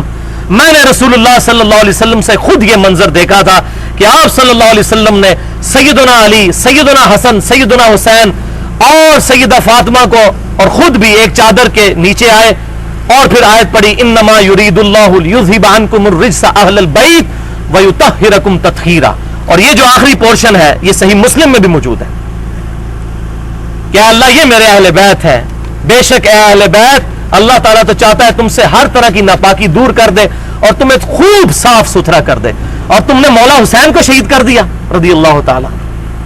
تو یہ ام سلمہ وہ ہے، والعیاذ باللہ تعالیٰ۔ اب مجھے چلتے چلتے ان کی باتیں یاد آ گئی، میرے لیکچر میں نہیں تھی لیکن کیا کروں، تڑپ ہے۔ مسند امام احمد میں صحیح سند کے ساتھ، اس میں ضعیف سند کے ساتھ ہے، اور مسند ابی یعلا میں صحیح سند کے ساتھ ہے، جو ہمارا ریسرچ پیپر نمبر 5B ہے، واقعہ کربلا کی تاریخ 50 احادیث کی روشنی میں واقعہ کربلا کا پس منظر، وہ بھی انشاءاللہ اردو میں بھی آنے والا ہے، عربی میں آ چکا ہے، اس میں صحیح سند کے ساتھ یہ حدیث موجود ہے کہ ام سلمہ رضی اللہ تعالیٰ عنہ کہا کرتی تھی اے لوگوں تمہارے ممبروں پر رسول اللہ کو گالیاں نکالی جاتی ہیں۔ بنو امیہ کے دور کے اندر یہ ہوتا تھا، تو لوگوں نے کہا کہ اے ام المومنین کس کی جرت کے رسول اللہ کو گالیاں نکالے ممبروں پر؟ تو انہوں نے کہا تم نہیں کہتے کیا اپنے ممبروں پر کہ علی پر لعنت اور علی سے محبت کرنے والوں پر لعنت؟ اور میں گواہی دیتی ہوں کہ سب سے زیادہ رسول اللہ علی سے محبت کرتے تھے، تم رسول اللہ پر لعنت بھیجتے ہو کہ علی پر لعنت اور اس سے محبت کرنے والوں پر لعنت، اس سے سب سے بڑھ کر محبت کرنے والے تو محمد رسول اللہ تھے، تم اپنے ممبروں پر رسول اللہ کو گالیاں نکالتے ہو، والعیاذ باللہ تعالی۔ تو انہوں نے بڑا ٹف وقت دیکھا ہے۔ تو یہ واقعہ کربلا کے بھی 4 سال کے بعد 64 ہجری میں یہ فوت ہوئی ام سلمہ ام المومنین رضی اللہ تعالی عنہا، ہماری والدہ۔ اب بھائیو قبرستان جانے کی دعا، اس کا بھی حکم فرمایا گیا، صحیح مسلم میں انٹرنیشنل نمبرنگ کے مطابق 2259 نمبر حدیث ہے، آپ صلی اللہ علیہ وسلم اپنی والدہ کی وفات کے 50 سال کے بعد ان کی قبر پر گئے اور اتنا روئے کہ تمام صحابہ بھی وہاں پر روئے 50 سال کے بعد، اور وہاں پر صلی اللہ علیہ وسلم نے ارشاد فرمایا تھا کہ قبروں پر جایا کرو تاکہ آخرت کی یاد آئے۔ میں نے تمہیں پہلے منع کر دیا تھا لیکن اب تمہیں حکم دیتا ہوں کہ قبروں پر جاؤ تاکہ آخرت کی یاد آئے۔ تو قبروں پر جانا ہے آخرت کی یاد کے لیے، کسی قبر والے سے مسئلہ حل کروانے کے لیے نہیں، بلکہ اس کا مسئلہ حل کرنے کے لیے، اس کے لیے دعا کرنے کے لیے۔ اور صحیح مسلم میں انٹرنیشنل نمبرنگ کے مطابق 2256 نمبر حدیث ہے کہ اما عائشہ رضی اللہ تعالیٰ عنہ کہتی ہیں، بڑی ڈیٹیل حدیث ہے لیکن میں کچھ حصہ اس کا بیان کرتا ہوں، کہ آپ صلی اللہ علیہ وسلم میرے ساتھ بسترے پر لیٹے ہوئے تھے، آپ نے گمان کیا کہ میں سو گئی ہوں، تو آپ صلی اللہ علیہ وسلم چپکے سے اپنے بسترے سے نکلے اور اہل بقی کی طرف گئے، بقی قبرستان میں رات کے آخری پہر. اور اما عائشہ کہتی ہیں آپ اکثر چلے جایا کرتے تھے رات میں قبرستان. وہاں پر گئے آپ صلی اللہ علیہ وسلم، اور آپ صلی اللہ علیہ وسلم نے 3 دفعہ ہاتھ اٹھا کر قبرستان میں دعا کی. یہ مردہ دفناتے وقت نہیں، یہ اکثر لوگوں کے پیٹ میں درد ہوتی ہے کہ قبر پہ جا کے ہاتھ نہیں اٹھا سکتے، قبر پہ جا کے قبلہ رخ ہو کر ہاتھ اٹھا کے دعا کرنی چاہیے. مسند المستدرک للحاکم میں صحیح سند کے ساتھ حدیث ہے، ابو داؤد ترمذی میں بھی ہے لیکن وہ روایت ضعیف ہے. صحیح سند ہے المستدرک للحاکم میں کہ آپ صلی اللہ علیہ وسلم نے فرمایا تمہارا رب حیا فرماتا ہے اس شخص سے جو ہاتھ اٹھا کر اللہ کے حضور دعا کرتا ہے کہ اس کو واپس محروم لوٹائے. جیسے فقیر ہاتھ اٹھاتا ہے، آپ صلی اللہ علیہ وسلم فرمایا اللہ تعالیٰ حیا کرتا ہے کہ اس کے ہاتھوں کو واپس، لہذا ہاتھ اٹھا کے دعا کرنا یہ زیادہ افضل ہے. اور الادب المفرد میں امام بخاری رحمۃ اللہ علیہ صحیح سند کے ساتھ لے کر آئے ہیں کہ عبداللہ ابن زبیر اور عبداللہ بن عمر رضی اللہ تعالی عنہما جب دعا مانگا کرتے تھے تو اپنے دونوں ہاتھ چہرے پر بھی پھیرا کرتے تھے. یہ امام بخاری لے کر آئے الادب المفرد میں، پوری کتاب لکھی ہے انہوں نے آداب پر. لہذا یہ جو علماء عرب کہتے ہیں کہ یہ چہرے پر ہاتھ پھیرنا بدعت ہے، تو یہ بات کرنا بدعت ہے کہ چہرے پر ہاتھ پھیرنا بدعت ہے. چہرے پہ ہاتھ پھیرنا سنت ہے دعا کے بعد، اور امت کا اجماع ہے. یہ چند آٹے میں نمک لوگ، ان لوگوں نے امت کے اندر غلط چیزیں پروپیگیٹ کی. الحمدللہ پاکستان میں جو کتاب و سنت کے منہج کے لوگ ہیں ان کی اکثریت خصوصاً اہل حدیث مکتبہ فکر کے وہ اسی کے قائل ہیں کہ چہرے پہ ہاتھ پھیرنا چاہیے، ان کی کتابیں بھی اسی کی قائل ہیں. تو یہ چند علماء عرب نے یہ اگر فتویٰ دیا تو ان کا ذاتی عمل ہے. تو الادب المفرد میں صحیح سند کے ساتھ یہ روایت موجود ہے. تو آپ صلی اللہ علیہ وسلم کے صحیح مسلم میں الفاظ ہیں انٹرنیشنل نمبرنگ کے مطابق 2256، وہی حدیث اما عائشہ کہتی ہیں 3 دفعہ ہاتھ اٹھا کر دعا کی آپ صلی اللہ علیہ وسلم نے. پھر آپ صلی اللہ علیہ وسلم واپس آئے تو میں آپ صلی اللہ علیہ وسلم کے آگے بھاگتی ہوئی آئی اور لیٹ گئی آ کر، سانس میرا بھولا ہوا تھا.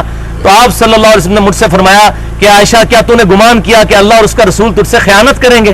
یعنی تو نے یہ گمان کیا کہ میں کسی اور بیوی کے پاس چلا گیا تھا؟ تو مجھے بتاؤ تم میرے پیچھے آئی تھی، اور اگر تم نے مجھے نہ بتایا تو غیب کا جاننے والا تو مجھے بتا ہی دے گا. یہاں پہ بھی علم غیب کا عقیدہ آپ صلی اللہ علیہ وسلم نے کلیئر کیا، غیب کا جاننے والا مجھے اطلاع کر دے گا. تو ام عائشہ نے کہا یا رسول اللہ میں آپ کے پیچھے آئی تھی یہ دیکھنے کے لیے. تو آپ صلی اللہ علیہ وسلم نے فرمایا کہ جب تم میرے ساتھ لیٹی ہوئی تھی اسی حالت میں میرے پاس جبرائیل علیہ السلام آئے، انہوں نے مجھے چپکے سے کہا کہ اللہ تعالیٰ حکم فرماتا ہے کہ جا کر اہل بقی کے لیے مغفرت کی دعا کریں. قربان جائیں گی اہل بقی کے لیے. صحیح مسلم میں حدیث ہے کہ مدینے میں موت مانگو، جو مدینے میں مرے گا میں اس کی شفاعت کروں گا. اور صحیح بخاری میں ہے کہ سیدنا عمر یہ دعا کیا کرتے تھے اے اللہ مجھے شہادت کی موت مدینہ شریف میں دینا، کیونکہ اہل مدینہ کی سب سے پہلے شفاعت ہونی ہے قیامت والے دن جو بقی میں دفن ہے. تو الحمدللہ مولا عمر رضی اللہ تعالیٰ عنہ ہمارے جگری یار مولا عمر رضی اللہ تعالیٰ عنہ کو اللہ تعالیٰ نے مسجد نبوی میں شہادت کی موت دی، اور روضہ رسول کے ساتھ آپ صلی اللہ علیہ وسلم آپ رضی اللہ تعالیٰ عنہ کو جگہ بھی ملی، دونوں دعائیں ان کی قبول ہوئیں، مدینہ شریف میں وہ دفن ہوئے الحمدللہ. تو آپ صلی اللہ علیہ وسلم سے یہ دعا ثابت. پھر آپ صلی اللہ علیہ وسلم سے اما عائشہ نے پوچھا یا رسول اللہ آپ نے تو جا کے دعا کی، میں قبرستان جاؤں تو کیا دعا کروں؟ تو پھر آپ نے دعا تعلیم فرمائی جو آپ کے پیپر پر ریفرنس نمبر 8 ہے، صحیح مسلم کتاب الجنائز حدیث نمبر 2257. یہ 4-5 حدیثیں کٹھی ہیں. یہ دعا آپ صلی اللہ علیہ وسلم نے تعلیم فرمائی کہ مردوں کے لیے جا کر قبرستان میں یہ دعا کرنی ہے. بس یہ دعا کرنا جو ہے وہ ثابت ہے. اور ظاہر ہے ذکر اور درود ساتھ پڑھنا وہ تو ہے ہی ہے دعا کی قبولیت کے لیے. جو جامعہ ترمذی میں حدیث ہے جو ذکر اور درود پڑھ کر دعا کرتا ہے اللہ تعالیٰ اس کی دعا کو قبول کرتا ہے. 593 نمبر حدیث ہے انٹرنیشنل نمبرنگ کے مطابق. تو یہ دعا آپ صلی اللہ علیہ وسلم نے تعلیم فرمائی. اس سے یہ بات پتہ چلی کہ عورتیں بھی شرعی پردے کا خیال رکھتے ہوئے قبرستان جا سکتی ہیں، بلکہ ان کو جانا چاہیے، مزاروں پر نہیں، قبرستان. کیونکہ اما عائشہ کو یہ تعلیم فرمائی. وہ جو حدیث ہے وہ زوار القبور کے لیے ہے جامعہ ترمذی میں کہ آپ صلی اللہ علیہ وسلم نے لعنت فرمائی ہے ان عورتوں پر جو کثرت کے ساتھ قبروں پر جاتی ہیں. زوار القبور، جو کبھی کبھار جاتی ہیں ان کے لیے نہیں ہے. اور وہاں پر امام ترمذی نے پھر لکھا ہے کہ یہ حدیث محدثین کے نزدیک منسوخ ہے، یا اس کا مطلب یہ ہے کیونکہ اما عائشہ قبرستان جایا کرتی تھی. جامعہ ترمذی میں ہے کہ اما عائشہ کے جب بھائی فوت ہوئے عبد الرحمن بن ابی بکر رضی اللہ تعالیٰ عنہ، تو وہ ان کی قبر پر گئیں اور جا کے ان کے لیے دعا بھی کی. صحیح سند کے ساتھ ہے. تو یہ دعا یاد کر لیں صحیح مسلم کی. اس پہ میں نے پورا لیکچر دیا ہے ربیع الاول پر، مسئلہ نمبر 63 کے نام سے، 2.25 گھنٹے کا، ولادت مصطفیٰ صلی اللہ علیہ وسلم اور رسول اللہ کی آخری وصیتیں. اس میں قبروں سے ریلیٹڈ سارے احکامات اور قبروں پر یہ جو غیر اسلامی نظریات چل رہے ہیں ان کو میں نے ایڈریس کیا ہے. یہاں آج محل نہیں. السلام علیکم اہل الدیار من المؤمنین والمسلمین وَإِنَّا إِن شَاءَ اللَّهُ بِكُمْ لَلَاحِقُونَ نَسْأَلُ اللَّهَ لَنَا وَلَكُمُ الْعَافِيَةَ. سلامتی ہو تم پر اے مومنین اور مسلمین اس گھر کے رہنے والوں، اور بے شک ہم بھی مرنے کے بعد تمہارے ساتھ ملنے والے ہیں، ہم نے بھی یہاں پر آنا ہے. ہم اللہ تعالیٰ سے تمہارے لیے بھی اور اپنے لیے بھی عافیت کا سوال کرتے ہیں. اور سب سے بڑی دعا اگر کوئی کی جا سکتی وہ عافیت کی ہے، دنیا اور آخرت میں عافیت. الحمدللہ. تو یہ دعا بھی یاد کر لیں. میں نے بھی الحمدللہ کافی عرصہ پہلے یہ دعا یاد کی تھی. السلام علیکم یا اہل القبور والی جو دعا ہے جامعہ ترمذی میں وہ ضعیف روایت ہے. صحیح سند یہی ہے جو صحیح مسلم کے اندر موجود ہے. السلام علیکم اہل الدیار من المؤمنین والمسلمین وَإِنَّا إِن شَاءَ اللَّهُ بِكُمْ لَلَاحِقُونَ نَسْأَلُ اللَّهَ لَنَا وَلَكُمُ الْعَافِيَةَ. علمی point number 2، second last point ہے، زندوں کی طرف سے فوت شدگان کو دعا کے علاوہ کن کن چیزوں سے نفع پہنچایا جا سکتا ہے. اب آ رہی ہیں جناب کچھ کڑوی باتیں بھی. تو جنت کے 8 دروازوں کی نسبت سے 8 صحیح الاسناد احادیث، ویسے احادیث تو بہت ہیں لیکن اکثر ضعیف ہیں، جو بالکل ایگریڈ اپان 8 احادیث تھی وہ یہاں پر میں انشاءاللہ بیان کروں گا تاکہ ہمیں یہ سارا ایشو کلیئر ہو جائے. اس میں جو چابی ہے اصالہ ثواب کے لیے وہ حدیث ہے صحیح مسلم کی انٹرنیشنل نمبرنگ کے مطابق 4223 نمبر. امام کائنات سید الاولین والآخرین شفیع المذنبین رحمت للعالمین سیدنا و مولانا امام اعظم محمد رسول اللہ صلی اللہ علیہ وسلم نے ارشاد فرمایا کہ مردے کو سوائے 3 چیزوں کے کسی اور شے کا ثواب نہیں پہنچتا. مردے کے تمام اعمال منقطع ہو جاتے ہیں سوائے 3 اعمال کے، وہ مرنے کے بعد بھی جاری رہتے ہیں. نمبر 1 صدقہ جاریہ. دنیا میں اس نے کوئی کام کیا تھا اور وہ صدقہ جاریہ بن گیا. مثلا اس نے پبلک پلیس کے اوپر کوئی پانی کا کولر لگوا دیا. میں نے پبلک پلیس لکھا، لوگ سمجھتے ہیں مسجد میں کولر لگانا ثواب ہے. پبلک پلیس کے اوپر لگوا دیا، یا مسجد میں کوئی صف بچھا دی، کوئی پنکھا لگوا دیا، کوئی بھی نیکی کا کام کیا جو صدقہ جاریہ بن گیا تو اس کا ثواب اس کو مرنے کے بعد بھی ملے گا. نمبر 2 ایسا علم جس سے لوگ فائدہ اٹھائیں. قربان جاؤں امام بخاری اور امام مسلم کے آج 1200 سال ہو گئے ہیں، آج تک امت ان کی احادیث کی کتابوں سے نفع اٹھا رہی ہے. تو امام بخاری اور امام مسلم کے نامہ اعمال میں لاکھوں کروڑوں پہاڑوں کے برابر اجر پہنچ چکا ہے الحمدللہ، امت نے جو ان کے علم سے نفع اٹھایا الحمدللہ. اور ظاہر ان کو ثواب ملنا چاہیے، انہی کی محنت ہے، کسی اور نے نہیں ان کو بخشا، ان کی اپنی محنت ہے. اور تیسرا فرمایا کہ نیک اولاد جو اپنے ماں باپ کے مرنے کے بعد ان کے لیے دعا کرتی ہے.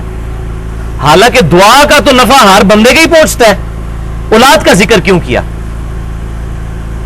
یہ پرٹیکولر اولاد کا ذکر کیوں کیا؟ اس کی 2 وجوہات ہو سکتی ہیں. ایک تو وجہ یہ کہ جو اولاد کو درد ہے وہ مولوی کو نہیں ہو سکتا. جو آپ نے پیسے دے کے مولوی دعا کے لیے منگوایا ہے وہ تو پیسے لے کے دعا کر رہا ہے، اولاد کو تو درد ہے کہ میرے ماں باپ کا کیا بنے گا مرنے کے بعد.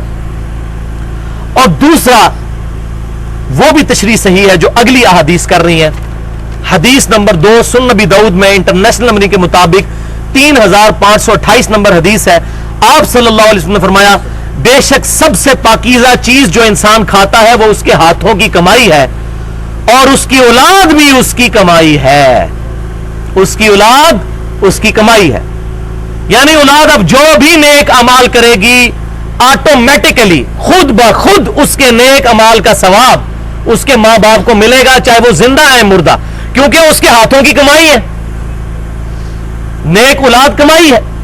کیوں دعا کی گئی ربنا ہب لنا من ازواجنا وذریاتنا قرۃ اعین وجعلنا للمتقین اماما، اے اللہ مجھے امام بنا پرہیزگار لوگوں کا۔ یہ امام مسجد والا امام نہیں ہے، مراد یہ کہ میری نسل میں میں پرکھ اور پیشوا بنوں ان لوگوں کا کہ میری نسل میں نیک لوگ آئیں، ان کا امام مجھے بنا۔ پھر اگلی حدیث اسی کانٹیکسٹ میں وہ بالکل مسئلے کو واضح کر دے گی۔ تیسری حدیث سنن ابن ماجہ میں انٹرنیشنل نمبرنگ کے مطابق صحیح حدیث ہے 3660 کہ نبی صلی اللہ علیہ وسلم فرماتے ہیں کہ بے شک اللہ تعالیٰ جنت میں مومن کے جب درجات بلند کرتا ہے تو بندہ عرض کرتا ہے اے میرے رب یہ میرے درجات کیوں بلند ہو رہے ہیں؟ تو اللہ تعالیٰ فرماتا ہے کہ یہ اس وجہ سے ہے جو تیرا بیٹا تیرے لیے تیرے مرنے کے بعد استغفار کرتا ہے۔ اب اس کو نفع پہنچ رہا ہے، اس کے درجات بلند ہو رہے ہیں، حالانکہ درجات انسان کے اپنے عمل سے بلند ہونا چاہیے۔ تو نیک اولاد کی صرف دعا نہیں بلکہ اس کے سارے اعمال وہ اگر مرنے کے بعد میت کے لیے ایصال ثواب کے لیے صدقہ اور خیرات کرتا ہے، جو اعمال بھی کرتا ہے اس میں یہ نہیں کہ یا اللہ میں پہنچاتا ہوں، وہ خود بخود پہنچیں گے، کوئی ٹینشن نہ لیں، اللہ تعالیٰ نے خود ذمہ داری لی ہے۔ چوتھی حدیث صحیح بخاری اور مسلم کی متفق علیہ حدیث ہے، بخاری میں انٹرنیشنل نمبر کے مطابق 1388۔ ایک آدمی نے عرض کی یا رسول اللہ صلی اللہ علیہ وسلم میری والدہ اچانک فوت ہو گئی اور مجھے یہ یقین ہے کہ اگر میری والدہ کو تھوڑا سا ٹائم مل جاتا تو وہ مجھے صدقہ اور خیرات کرنے کی ضرور وصیت کرتی، لیکن اس نے وصیت کی کوئی نہیں۔ اب اس نے وصیت تو نہیں کی، تو اب میں اس کے مرنے کے بعد اگر اس کی طرف سے صدقہ کروں تو اس کو ثواب ملے گا؟ آپ صلی اللہ علیہ وسلم نے بڑا مختصر جواب دیا، ہاں، کوئی پیچیدگی نہیں اس میں، کوئی دوسری بات نہیں کہ آؤٹ آف کوشچن ہے، ہاں بھائی یہ آپ کا مسئلہ حل ہو گیا۔ اگلی حدیث جس کو لوگ ان حدیث کے ساتھ کنفیوز کرتے تھے کہ جو منت کا پہنچتا ہے باقی نہیں، اس لیے میں نے منت کے بغیر والی روایتیں بیان کی ہیں۔ ہاں منت مانی ہو وہ تو بدرجہ اولا پہنچتا ہے، وہ اگلی حدیث ہے۔ اس سے پہلے ایک اور حدیث، پانچویں حدیث سنن نسائی میں امام نسائی رحمت اللہ علیہ نے پورا چیپٹر باندھا ہے کہ میت کی طرف سے صدقہ کیا ہوا اس کو ثواب پہنچتا ہے۔ اس میں یہ حدیث بخاری اور مسلم والی بھی لے کر آئے اور ایک اور حدیث لے کر آئے۔ ایک صحابی نے عرض کی اے اللہ کے رسول صلی اللہ علیہ وسلم، یہ بالکل واضح حدیث ہے کہ میرا باپ بغیر کسی وصیت کے فوت ہوا ہے، اس نے مجھے کوئی وصیت نہیں کی کہ میں اس کی طرف سے صدقہ کروں یا نہ کروں۔ اب مجھے بتائیے، اس نے مجھے وصیت تو کوئی نہیں کی لیکن میں چاہ رہا ہوں کہ اس کے مرنے کے بعد اس کی طرف سے صدقہ کروں، تو کیا اس کا اجر اس کو ملے گا؟ آپ نے فرمایا ہاں، بس دیٹس آل، کوئی کمپلیکیشن والی بات نہیں کی۔ آئے مائے شائے والی بات ہوتی تو لوگ اور مطلب نکالتے، کیٹاگوریکلی فرمایا ہاں پہنچے گا اولاد کا۔ وہ ساری حدیثیں ایک چین سے میں نے جوڑی ہیں، بڑی ترتیب بڑی محنت کی ہے اس پہ تاکہ یہ مسئلہ سمجھ آئے، اور انشاءاللہ اس طریقے سے نہ کسی نے کتاب میں لکھا ہوا ہے نہ کہیں لیکچر میں دیا ہوا ہے، کیونکہ وہ پہلے ذہن میں رکھتے ہیں کس فرقے کی حفاظت کرنی ہے، تو ہر بندہ اپنا مکتبہ فکر سامنے رکھ کے تو وہ مسئلے بیان کر رہا ہوتا ہے، دو نمبری جو ہوتی پیچھے۔ چھٹی حدیث بخاری اور مسلم کی متفق علیہ حدیث ہے، سعد بن عبادہ رضی اللہ تعالیٰ عنہ کہتے ہیں، یہ حدیث ہے جس کو اوپر والی حدیثوں سے لوگ کنفیوز کرتے ہیں، یہ بالکل الگ حدیث ہے۔ یہ اسی طریقے سے ہے کہ کوئی گھوڑوں کی دموں والی حدیث رمول الدین پہ لگا دے، وہ بالکل الگ حدیث ہے، یہ بالکل الگ حدیث ہے۔ یہ حدیث ہے کہ سعد بن عبادہ کہتے ہیں کہ میری ماں نے منت مانی تھی، نظر مانی تھی اللہ کے لیے، لیکن وہ ادا کرنے سے پہلے فوت ہو گئی، اس کو موقع نہیں ملا۔ اب اگر ان کی وفات کے بعد میں ان کی طرف سے وہ نظر اور منت پوری کر دوں تو یا رسول اللہ کیا ان کو ثواب ملے گا؟ تو آپ صلی اللہ علیہ وسلم نے فرمایا ہاں، یہاں بھی آپ نے سیدھا فرمایا ہاں ملے گا۔ ساتویں حدیث صحیح بخاری میں ہے، انٹرنیشنل نمبر کے مطابق 1852۔ ایک عورت نے عرض کی کہ یا رسول اللہ صلی اللہ علیہ وسلم، میری ماں نے یہ منت مانی تھی کہ وہ حج کرے گی، لیکن وہ حج کرنے سے پہلے ہی فوت ہو گئی، اب کیا میں اس کی طرف سے حج کروں؟ تو آپ صلی اللہ علیہ وسلم نے فرمایا ہاں کرو۔ پھر آپ نے اس کو اپنے پاس بلا کر کہا سنو، اگر تمہاری ماں پر کوئی قرض ہوتا اور وہ مر جاتی تو کیا تم اس کی طرف سے قرض نہ ادا کرتی؟ اس نے کہا یا رسول اللہ ضرور کرتی. تو فرمایا پھر اللہ کا قرض بھی ادا کرو نا. اللہ کے لیے اس نے منت مانی تھی تو تم اس کے بہاف پر، تم بیٹی ہو اس کی، اس نظر کو پورا کرو. الحمدللہ. بلکہ 8ویں حدیث جو ہے وہ بالکل اس مسئلے کو اور واضح کر دے گی. الحمدللہ. ایک صحابی نے آ کر عرض کی کہ یا رسول اللہ صلی اللہ علیہ وسلم، میری ماں کے ذمہ 1 مہینے کے روزے تھے. باقی بخاری اور مسلم میں ملتا ہے کہ وہ منت والے تھے. تو ان کی وفات کے بعد میں ان کی طرف سے روزے رکھوں؟ آپ نے فرمایا ہاں رکھو. اب ساتھ بونس بھی انہوں نے ایک ڈیمانڈ کر لیا، چونگے میں ایک چیز لے لی. یا رسول اللہ صلی اللہ علیہ وسلم چلے یہ روزے تو اس نے منت مانے ہوئے تھے، میری والدہ نے کبھی حج نہیں کیا. اب یہاں منت کا ذکر نہیں ہے، یہ بالکل الگ حدیث ہے. یا رسول اللہ میری ماں نے کبھی حج نہیں کیا. اب یہ نہیں کہا کہ نظر مانی ہوئی تھی، وہ الگ حدیث ہے. یا رسول اللہ اس نے تو حج نہیں کیا، اگر میں اس کی طرف سے حج کر لوں اس کے مرنے کے بعد، نہ وصیت کی نہ اس نے منت مانی ہوئی تھی، کہا اس نے کبھی حج نہیں کیا یا رسول اللہ صلی اللہ علیہ وسلم، میں اس کی طرف سے کیا حج کر سکتی ہوں؟ تو آپ صلی اللہ علیہ وسلم فرمایا ہاں اس کی طرف سے حج ادا کرو. تو اسی کی بنیاد پر حج بدل کروایا جاتا ہے، اس پر نیابت ہوتی ہے. تو یہ جتنے اعمال احادیث میں ملتی ہیں ان پر نیابت ہوگی. لیکن آپ حیران ہوں گے ان تمام حدیثوں میں خالصتاً صرف اولاد کا ذکر ہے، اس کے علاوہ کوئی نہیں ہے. لہذا میں اس مسئلے میں اہل سنت کہلوانے والے تینوں گروہ جو ہیں ان میں سے جو اہل حدیث مکتبہ فکر کے جو علماء ہیں ان کے ساتھ میری رائے ہے کہ ان کا موقف یہ صحیح ہے کہ یہ پرٹیکولر اولاد کے بارے میں ہے، اور کسی کے بارے میں کوئی روایت نہیں ملتی. دعا سب کی پہنچتی ہے، لیکن یہ جو صدقہ اور خیرات یہ سارا وہ اسی حدیث کی بنیاد پر ہے جو صحیح مسلم میں اور پھر ابو داؤد میں آیا کہ اولاد اس کی کمائی ہے. تو اولاد کا جو ثواب ملے گا، اور اسی میں امپلائڈ ہے کہ اگر اولاد نہیں ہے تو جو بھی اس کا قریبی ولی ہے ہم اللہ سے امید کرتے ہیں کہ اللہ تبارک و تعالیٰ اس کا صدقہ اور خیرات، اگرچہ اس کے بارے میں اختلاف موجود ہے لیکن الحمدللہ تمام مکاتب فکر میں، اہل حدیث، اہل تشیع میں، بریلویوں میں اور دیوبندیوں کے اندر، تمام کے اندر ایسے علماء موجود ہیں جو مطلقاً صدقہ اور خیرات کے قائل ہیں کسی دوسرے کی طرف سے بھی. لیکن یہ موقف کمزور ہے، لیکن چونکہ ایگزسٹ کرتا ہے اس لیے میں نے بتا دیا. مضبوط جو ہے اولاد ہے، لہذا اولاد کی ایسی اچھی تربیت کریں کہ وہی کرے صدقہ اور خیرات. ویسے انشاءاللہ آپ کی طرف سے اولاد کے علاوہ وہ کرنے بھی نہیں لگا، یہ بھی آپ کو بتا دیں، اولاد ہی کرے گی، یہ بات بھی حق ہے. علمی پوائنٹ نمبر 3، کچھ خاص اعمال ایسے ہیں، اعمال کی خاص شکلیں کہ جن کے ذریعے مردوں کو نفع پہنچتا ہے، لیکن احادیث کا اسلوب یہ بتاتا ہے کہ یہ امام کائنات سید الاولین والآخرین شفیع المذنبین رحمت للعالمین سیدنا و مولانا امام اعظم محمد رسول اللہ صلی اللہ علیہ وسلم کی مبارک ذات کے ساتھ خاص ہے. لیکن اگر کوئی شخص سنت سمجھتے ہوئے ان شکلوں میں سے کوئی شکل اڈاپٹ کر لیتا ہے تو ہم اس پر کوئی بدعت کا فتویٰ نہیں لگا سکتے اگر وہ سنت سمجھ کر عمل کر رہا ہے. پہلی حدیث صحیح بخاری اور صحیح مسلم کی متفق علیہ حدیث ہے، اور یہ تینوں حدیثیں بخاری اور مسلم کی متفق علیہ ہیں کہ ایک حبشی عورت تھی، مسجد نبوی کی صفائی کیا کرتی تھی. وہ فوت ہو گئی تو صحابہ کرام علیہم رضوان نے اس کو رات کے وقت میں دفنا دیا اور آپ صلی اللہ علیہ وسلم کو اس کی خبر نہیں کی. کچھ دن گزرے تو آپ صلی اللہ علیہ وسلم نے کہا کہ وہ حبشی عورت مجھے نظر نہیں آ رہی.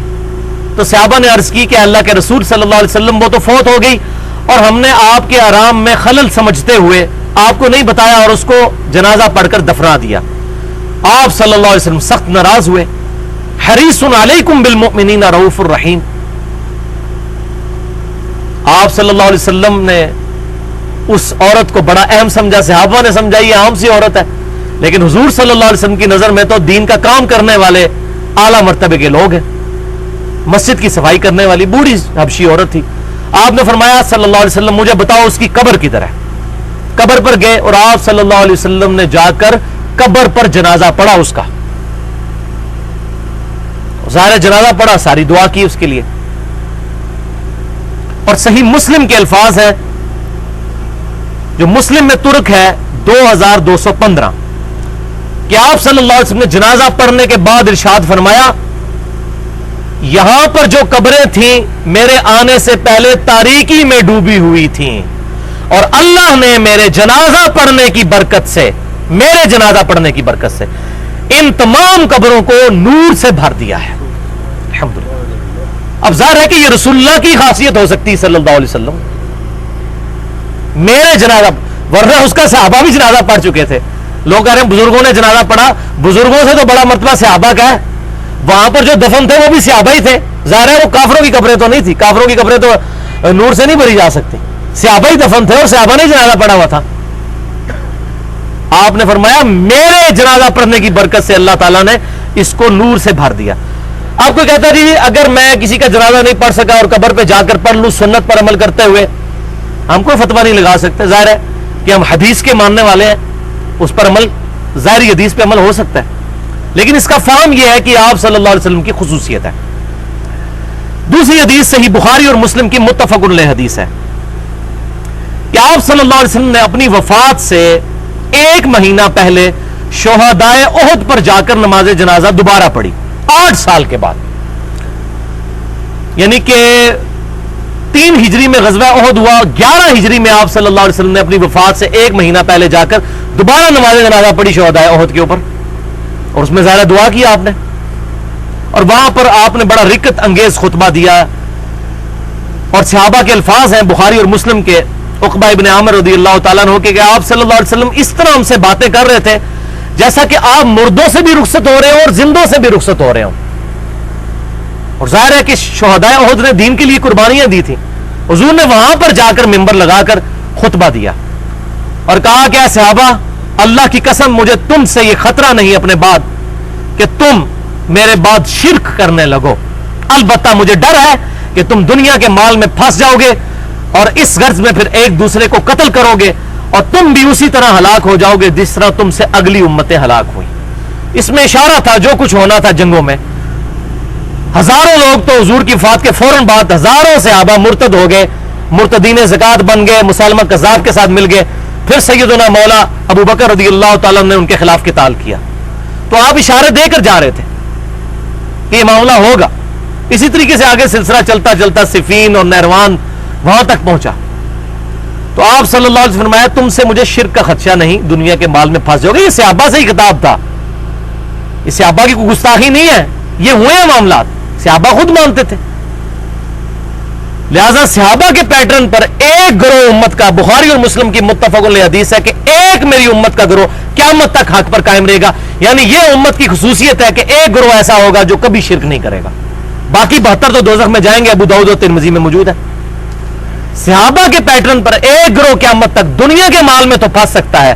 جامع ترمذی میں صحیح حدیث ہے کہ ہر امت کا ایک فتنہ ہے اور میری امت کا فتنہ مال ہے, لیکن شرک سے وہ محفوظ رہے گا. تو اس حدیث سے بھی پتا چلا کہ آپ صلی اللہ علیہ وسلم نے مردوں کے شہداء کے اوپر 8 سال کے بعد دوبارہ نماز جنازہ, اس میں ذرا دعا مانگی آپ صلی اللہ علیہ وسلم نے. یہ بھی آپ کی خصوصیت ہے. اور تیسری حدیث بھی بخاری اور مسلم کی متفق علیہ حدیث ہے کہ آپ صلی اللہ علیہ وسلم قبرستان کے پاس سے گزر رہے تھے تو آپ صلی اللہ علیہ وسلم نے فرمایا, آپ رک گئے اور فرمایا ان 2 قبر والوں کو عذاب ہو رہا ہے اور کسی بڑی وجہ سے نہیں, ان میں سے ایک پیشاب کے چھینٹوں سے نہیں بچتا تھا اور دوسرا چغلی کھایا کرتا تھا. اب صحابہ کو عذاب قبر نہیں نظر آ رہا, یہ کہتے ہیں بزرگوں کو کشف القبور ہو جاتا ہے. وہ کشف والا مسئلہ بھی میں نے مسئلہ نمبر 6B کے نام سے 2.25 گھنٹے کی گفتگو ریکارڈ کروا دی ہے, کشف الہام اور خوابوں سے متعلق. صحابہ کو قبر کے نیچے نظر نہیں آ رہا, نبی صلی اللہ علیہ وسلم نے بتایا کہ ان کو عذاب ہو رہا ہے. پھر آپ صلی اللہ علیہ وسلم نے ایک درخت کی ٹہنی توڑی, اس کے 2 حصے کر کے آدھا ایک قبر پر اور آدھا ایک قبر پر, اور فرمایا جب تک یہ ہری رہیں گی اللہ تعالیٰ ان کے عذاب میں تخفیف کرتا رہے گا. اس میں یہ الفاظ نہیں ہے یہ خود مولویوں نے جوڑ لیے ہیں کہ جب تک یہ ذکر کرتی رہیں گی، وہ خشک بھی ذکر کرتی ہیں، ان کو یہ مت ماری ہوئی ہے کہ خالی ہری نہ ذکر کرنا، کائنات میں ہر شے اللہ کا ذکر کرتی ہے، یہ بریکٹوں میں خود لگا لیے الفاظ. اور میری بھی زمانہ جاہلیت کی ایک کتاب تھی اصالہ ثواب والی، آج پوری کتاب کا میں نے خود ہی پوسٹ مارٹم کر دیا. وہ آؤٹ آف کانٹیکسٹ تھی چیزیں، اور حقیقت بات ہے مجھے بھی اس وقت نہیں پتا تھا. ہم بھی اپنے مولویوں کے پیچھے اندھا دھند چلتے تھے، خود حدیثیں نہیں پڑھتے تھے کہ اوریجنل کیا حدیث ہے، تو اس لیے دھوکہ کھا جاتے تھے. تو الحمدللہ میرا یہ رجوع بھی پریکٹیکلی اصالہ ثواب والے مسئلے میں ریکارڈ ہو گیا. تو فرمایا جب تک یہ ہری رہیں گی، اللہ تعالیٰ نے آپ کو یہ خبر دے دی کہ جب تک یہ ہری رہیں گی اس وقت تک ان کے عذاب میں تخفیف ہوتی رہے گی. تو یہ بھی آپ صلی اللہ علیہ وسلم کے مبارک ہاتھوں کی برکت ہے. بعد میں کوئی ثابت نہیں کہ کسی صحابی نے کہا کہ اس طریقے سے عذاب کسی کا کم کروایا جا سکتا ہے. اسی کی بنیاد پہ جا کے قبروں پر پھول پھینکتے ہیں. تو بھائی پھول پھینکنا ثابت نہیں. اگر کوئی اس حدیث پر عمل کرنا چاہتا ہے تو وہ ٹہنی توڑے اور اس کے دو حصے کر کے، جیسا کہ مردے کو دفناتے وقت بھی وہ ٹہنی ایک اس کے سرانے لگا دیتے ہیں تاکہ قبر کی لوکیشن پتہ چل جائے، بس ٹھیک ہے، دیٹس آل. پھول شول پھینکنا یہ ضیاء ہے اور اسراف اور فضول خرچی ہے، یہ ثابت اس سے نہیں ہوگا. دین کا مسئلہ وہ ہے جو پیٹ ثابت ہو. اس طریقے سے ڈرائیوڈ معنی اگر استعمال کریں گے اور اس کی بنیاد پہ کہیں گے جی چادر بھی قبر پہ چڑھائی جا سکتی ہے، کوئی ٹہنی لگ سکتی ہے، ٹہنی بھی سبز کلر کی ہوتی ہے، چادر بھی سبز کلر کی ہوتی ہے، اس طرح تو بھائی دین کا جنازہ نکل جائے گا. اور اسی کی وہ ایکسٹینشنز ہیں. وہ تیجا کرتے ہیں تیسرے دن، پھر 10واں ہوتا ہے، 40واں ہوتا ہے، پھر برسیاں ہوتی ہیں، جمعراتیں ہوتی ہیں. یہ مولویوں کا روزگار لگا ہوا ہے. 11ویں شریف ہر مہینے کی 11 چاند کو، اور نام شیخ عبد القادر جیلانی رحمۃ اللہ علیہ المتوفا 571 ہجری ان کا بدنام کیا ہوا ہے کہ جی یہ انہوں نے شروع کروائی تھی. آج اس ویڈیو کی وسادت سے میرا چیلنج ہے، شیخ عبد القادر جیلانی رحمۃ اللہ علیہ کی کسی کتاب سے یا ان کے زمانے کے کسی بزرگ کی کتاب سے یا ان کے کسی شاگرد کی کتاب سے ثابت کریں کہ وہ 11ویں شریف کرتے تھے. یہ چیلنج ہے. یہ جو 150-200 سال بعد کسی مولوی نے آگے یہ کام شروع کروایا اور تھوپ دیا ان کے اوپر. جس طریقے سے کئی چیزیں جو ہیں وہ بعد میں شروع ہوئی ہیں اور نبی صلی اللہ علیہ وسلم پر تھوپ دی گئی ہیں، معاذ اللہ استغفر اللہ. اسی طریقے سے یہ رجب کے کنڈے، امام جعفر الصادق رحمت اللہ علیہ المتوفا 148 ہجری، ان کی یوم وفات کو وہ عرس مناتے ہیں اور یہ کنڈے پھر چل پڑے. یہ جو مشہور ہے کہ امیر معاویہ رضی اللہ تعالیٰ عنہ کی وفات کی خوشی ہے، یہ جھوٹ ہے. یہ سنیوں نے صرف جان چھڑانے کے لیے ایک بات کی ہے، یہ بات نہیں ہے. ان کی یوم وفات 22 رجب نہیں ہے، ان کی 26 یا 27 بنتی ہے. چونکہ اب رجب کا مہینہ تو میں نے یہ بتا دیا. یہ بیسیکلی ان کا عرس مناتے ہیں، حالانکہ انہوں نے نہ کبھی سیدنا علی کا عرس منایا، نہ خود انہوں نے کبھی اپنا کوئی معاملہ کیا، اور یہ پیچھے سے ان کی طرف چیزیں منسوب کی ہوئی ہیں. لیکن یہاں پر یہ حق بات ہے، یہ جتنے بھی یہ کام کیے جاتے ہیں اللہ کے نام کے کیے جاتے ہیں، اور ہم یہ نہیں کہتے کہ یہ شرک کر رہے ہیں، وہ اللہ کے نام کے کر رہے ہیں صالح ثواب. ہم یہ کہتے ہیں یہ چیزیں ثابت نہیں ہیں. زیادہ سے زیادہ کوئی سخت حکم لگے گا تو بدعت کا لگے گا. 11ویں شریف کو شرک نہیں ہو جائے گی. یا اسی طریقے یہ شریف میں ان کے زبان میں نہیں اس کو شریف کہہ رہا جو کہ مشہور ہے. اسی طریقے سے محرم کی شیرنی یا یہ کنڈے یا یہ تیجا 40واں، یہ تمام کی تمام چیزیں جب تک یہ اللہ کے نام کی دی جا رہی ہیں اس وقت تک تو معاملہ ٹھیک. ہاں اگر کوئی کہتا ہے اس سے میں کسی بزرگ کا تقرب، وہ میں پہلے بتا چکا، اس پہ میرا پورا لیکچر بھی علیحدہ سے مسئلہ نمبر 68 موجود ہے. بھائیو، رسول اللہ صلی اللہ علیہ وسلم نے اپنے مبارک ہاتھوں سے 3 بیٹیاں خود دفن کی ہیں، جوان شادی شدہ 3 بیٹیاں. چوتھی ان کی وفات کے 6 مہینے کے بعد سیدہ فاطمہ فوت ہوئی. 3 کو اپنے ہاتھوں سے دفنایا. میرا یہ چیلنج ہے، کسی ضعیف روایت سے کوئی ثابت کرے کہ نبی صلی اللہ علیہ وسلم نے اپنی کسی بیٹی کا تیجا کیا ہو، یعنی یہ کل کا ختم، یا 40واں یا جمعرات یا برسی. یہاں لوگ رشتہ داریاں ٹوٹ گئی ہیں کہ ساڑھا پرا تے گمراہ ہو گیا ہے، یہ تو ان برسی بھی نہیں پیودی کرتا. بہنیں لڑ رہی ہوتی ہیں ہمارا بھائی گمراہ ہو گیا، یہ باپ کی برسی بھی نہیں کرتا، یہ کنجوس ہو گیا. اور یہ ساری کی ساری رسومات خود دین بنائی، پہلے خود فٹ ان کیا اور پھر فتوے لگاتے ہیں، اور دین سے جاہل اس معاملے میں. آپ صلی اللہ علیہ وسلم کی کسی ضعیف روایت سے کوئی 40واں یہ تمام چیزیں، اور یہ خود بھی مانتے ہیں نہیں ثابت. یہ نہیں ہے، وہ کہتے ہیں ہم نے خود سے ڈیوائس کی ہیں، اور اس کے اوپر پھر دلائل کیا دیتے ہیں، وہ جی دیکھو نا جی کیا ہوتا ہے کل کے اوپر قرآن پڑھا جاتا ہے. قرآن پڑھنا گناہ ہے؟ نہیں، گناہ تو نہیں. کھانا حلال سامنے رکھا جاتا ہے، کھانا کھانا گناہ ہے؟ نہیں جی. اور بندہ مرا ہوا مسلمان ہے، اس کے لیے دعا کرنا گناہ ہے؟ نہیں. تو کہتے ہیں تینوں چیزیں جمع ہو جائیں تو گناہ کیسے ہو جائیں گی؟ نیکی جمع نیکی جمع نیکی برابر ہے نیکی، میتھمیٹیکل ایکویشن. ہاں جی سناؤ. انہوں اسی جواب دے سکنے ہیں. ان کا جواب انشاءاللہ علمی طریقے سے دیں گے کہ بھائیوں اس طریقے سے اگر ہم ضرب تقسیمیں شروع کر دیں وَلِيَعُوذُ بِاللَّهِ تَعَالَى، اور اس میں پھر ایک دلیل بھی دیتے ہیں، میں ساتھ ہی ذکر کر دوں. بخاری اور مسلم کی ایک متفق علیہ حدیث ہے کہ آپ صلی اللہ علیہ وسلم کے سامنے کھانا رکھا گیا، آپ صلی اللہ علیہ وسلم نے اس پر کچھ پڑھا، آپ صلی اللہ علیہ وسلم نے پھر دعا کی. وہ کہتے ہیں نہیں دیکھیں کھانا بھی سامنے رکھا اور آپ نے پڑھا اور دعا کی. آپ لوگ کہتے ہیں کھانا سامنے رکھ کے دعا کرنا اور پڑھنا یہ شرک اور بدعت ہے. شرک تو ہے ہی نہیں، بولے اعوذ باللہ تعالی، اللہ معاف کرے جو ایسے بدبخت ہیں جو لوگ اس کو شرک کہتے ہیں. ہم یہ کہتے ہیں زیادہ ثابت نہیں ہے، لیکن پوری حدیث نہیں بیان کرتے کیونکہ پوری حدیث میں ان کی موت ہے. یہ بھی پرٹیکولر حضور صلی اللہ علیہ وسلم کی خصوصیت والی حدیث ہے. وہ کیسے کہ یہ حدیث حضور کے معجزات کے چیپٹر میں ہے بخاری اور مسلم میں، اور پوری حدیث یہ ہے کہ ابو طلحہ انصاری رضی اللہ تعالیٰ عنہ نے حضور صلی اللہ علیہ وسلم پر جب بھوک کے آثار دیکھے تو چپکے سے حضور کے کان میں کہا کہ یا رسول اللہ صلی اللہ علیہ وسلم آپ 10 بندوں کو لے کر آ جائیں، میں آپ کو کھانا کھلاتا ہوں، میرے پاس چھوٹی سی بکری ہے، بکری کا بچہ ذبح کر کے. تو آپ صلی اللہ علیہ وسلم نے کہا ٹھیک ہے، اور جب وہ چلے گئے تو حضور نے وہاں پر 300-400 صحابہ موجود تھے، سب کو کہا کہ آج ہماری دعوت ہے ابو طلحہ کے گھر. اور حضرت ابو طلحہ رضی اللہ تعالیٰ کو جب پتا چلا وہ ٹینشن میں آ گئے. ان کا میں نے تو حضور کو کان میں کہا تھا، حضور نے میرا راز بھی افشا کر دیا، میرے پاس تو 10 بندوں کا کھانا ہے.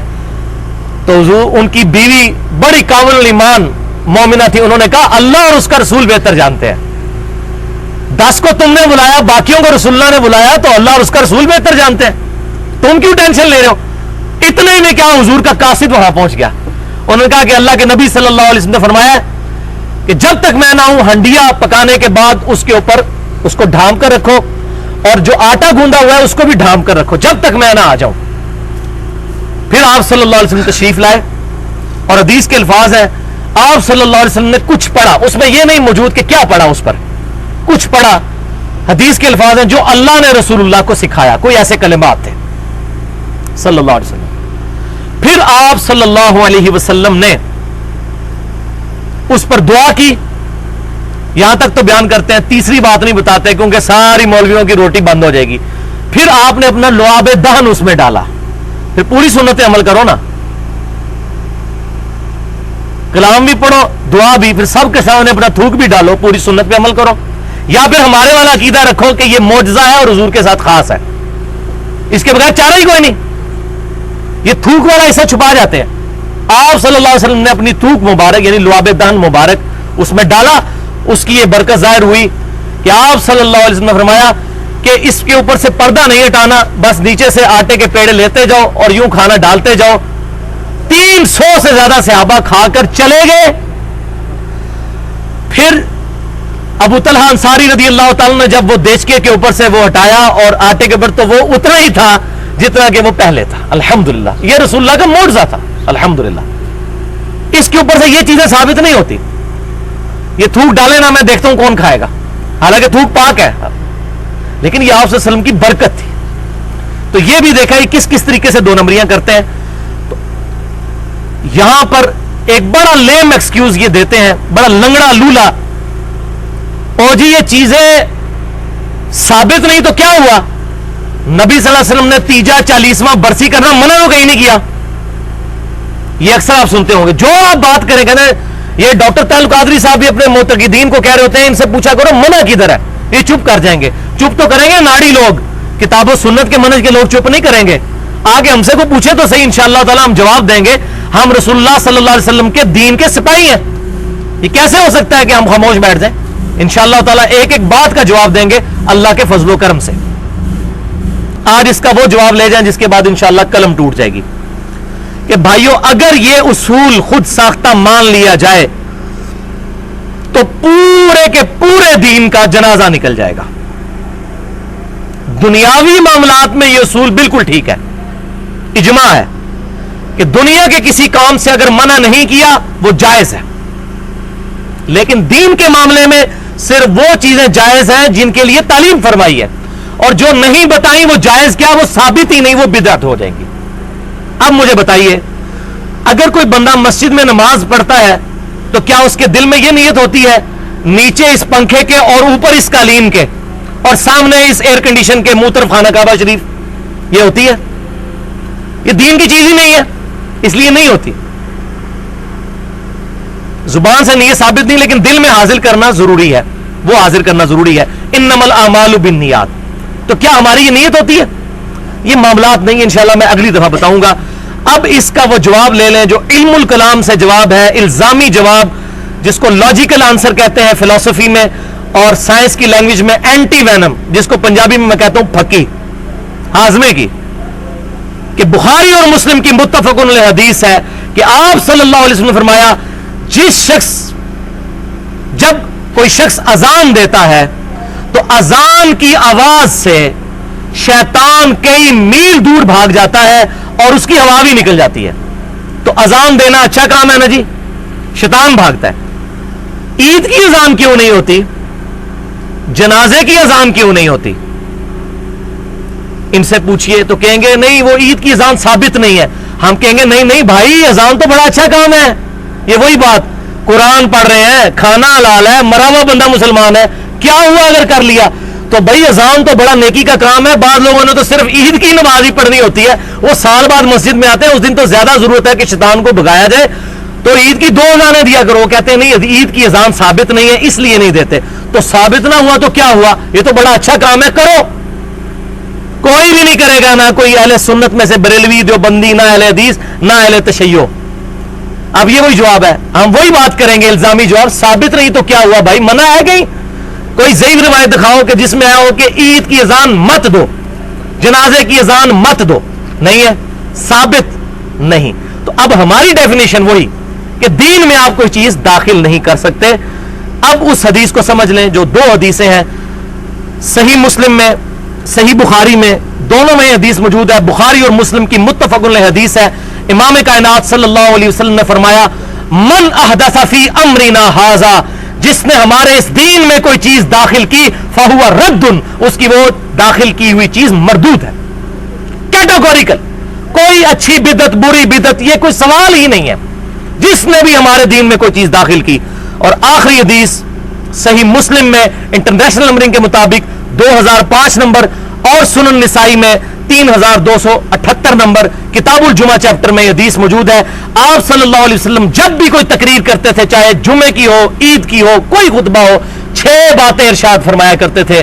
بسم اللہ الرحمن الرحیم، اما بعد فإن خیر الحدیث کتاب اللہ، پہلی بات آگاہ ہو جاؤ اس کے بعد کہ سب سے بہترین کلام اللہ کی کتاب ہے۔ وخیر الہدی ہدی محمد صلی اللہ علیہ وسلم، اور سب سے ہدایت یافتہ راستہ محمد صلی اللہ علیہ وسلم کا ہے۔ وشر الامور محدثاتها، اور بدترین کام وہ ہے جو دین میں نئے داخل کیے جائیں۔ وکل محدثۃ بدعہ، اور یہ تمام دین میں جاری کیے جانے والے کام بدعت ہے۔ وکل بدعۃ ضلالہ، اور تمام بدعتیں گمراہیاں ہیں۔ وکل ضلالۃ فی النار، اور یہ تمام گمراہیاں دوزخ میں لے جانے والی ہے۔ انشاءاللہ تعالی اللہ نے زندگی دی تو اگلی دفعہ بدعت کے کانٹیکسٹ میں انشاءاللہ میں ڈیٹیل سے گفتگو کروں گا۔ اللہ تعالیٰ سے دعا ہے جو حق بات میں نے کہی اللہ تعالیٰ ہمارے دلوں میں راسخ فرمائے۔ اگر جذبات میں میرے منہ سے کوئی غلط بات نکل گئی تو اللہ تعالیٰ ہمارے دلوں سے ہی اس کو محو کر دے۔ ہمیں کتاب و سنت کی تعلیمات کو سلف صالحین کے منہج پر اجماع کو حجت مانتے ہوئے امت تک پہنچانے کی اور خود عمل کرنے کی توفیق عطا فرمائے۔ سبحانک اللہم و بحمدک، اشہد ان لا الہ الا انت، استغفرک و اتوب الیک، وما علینا الا البلاغ المبین۔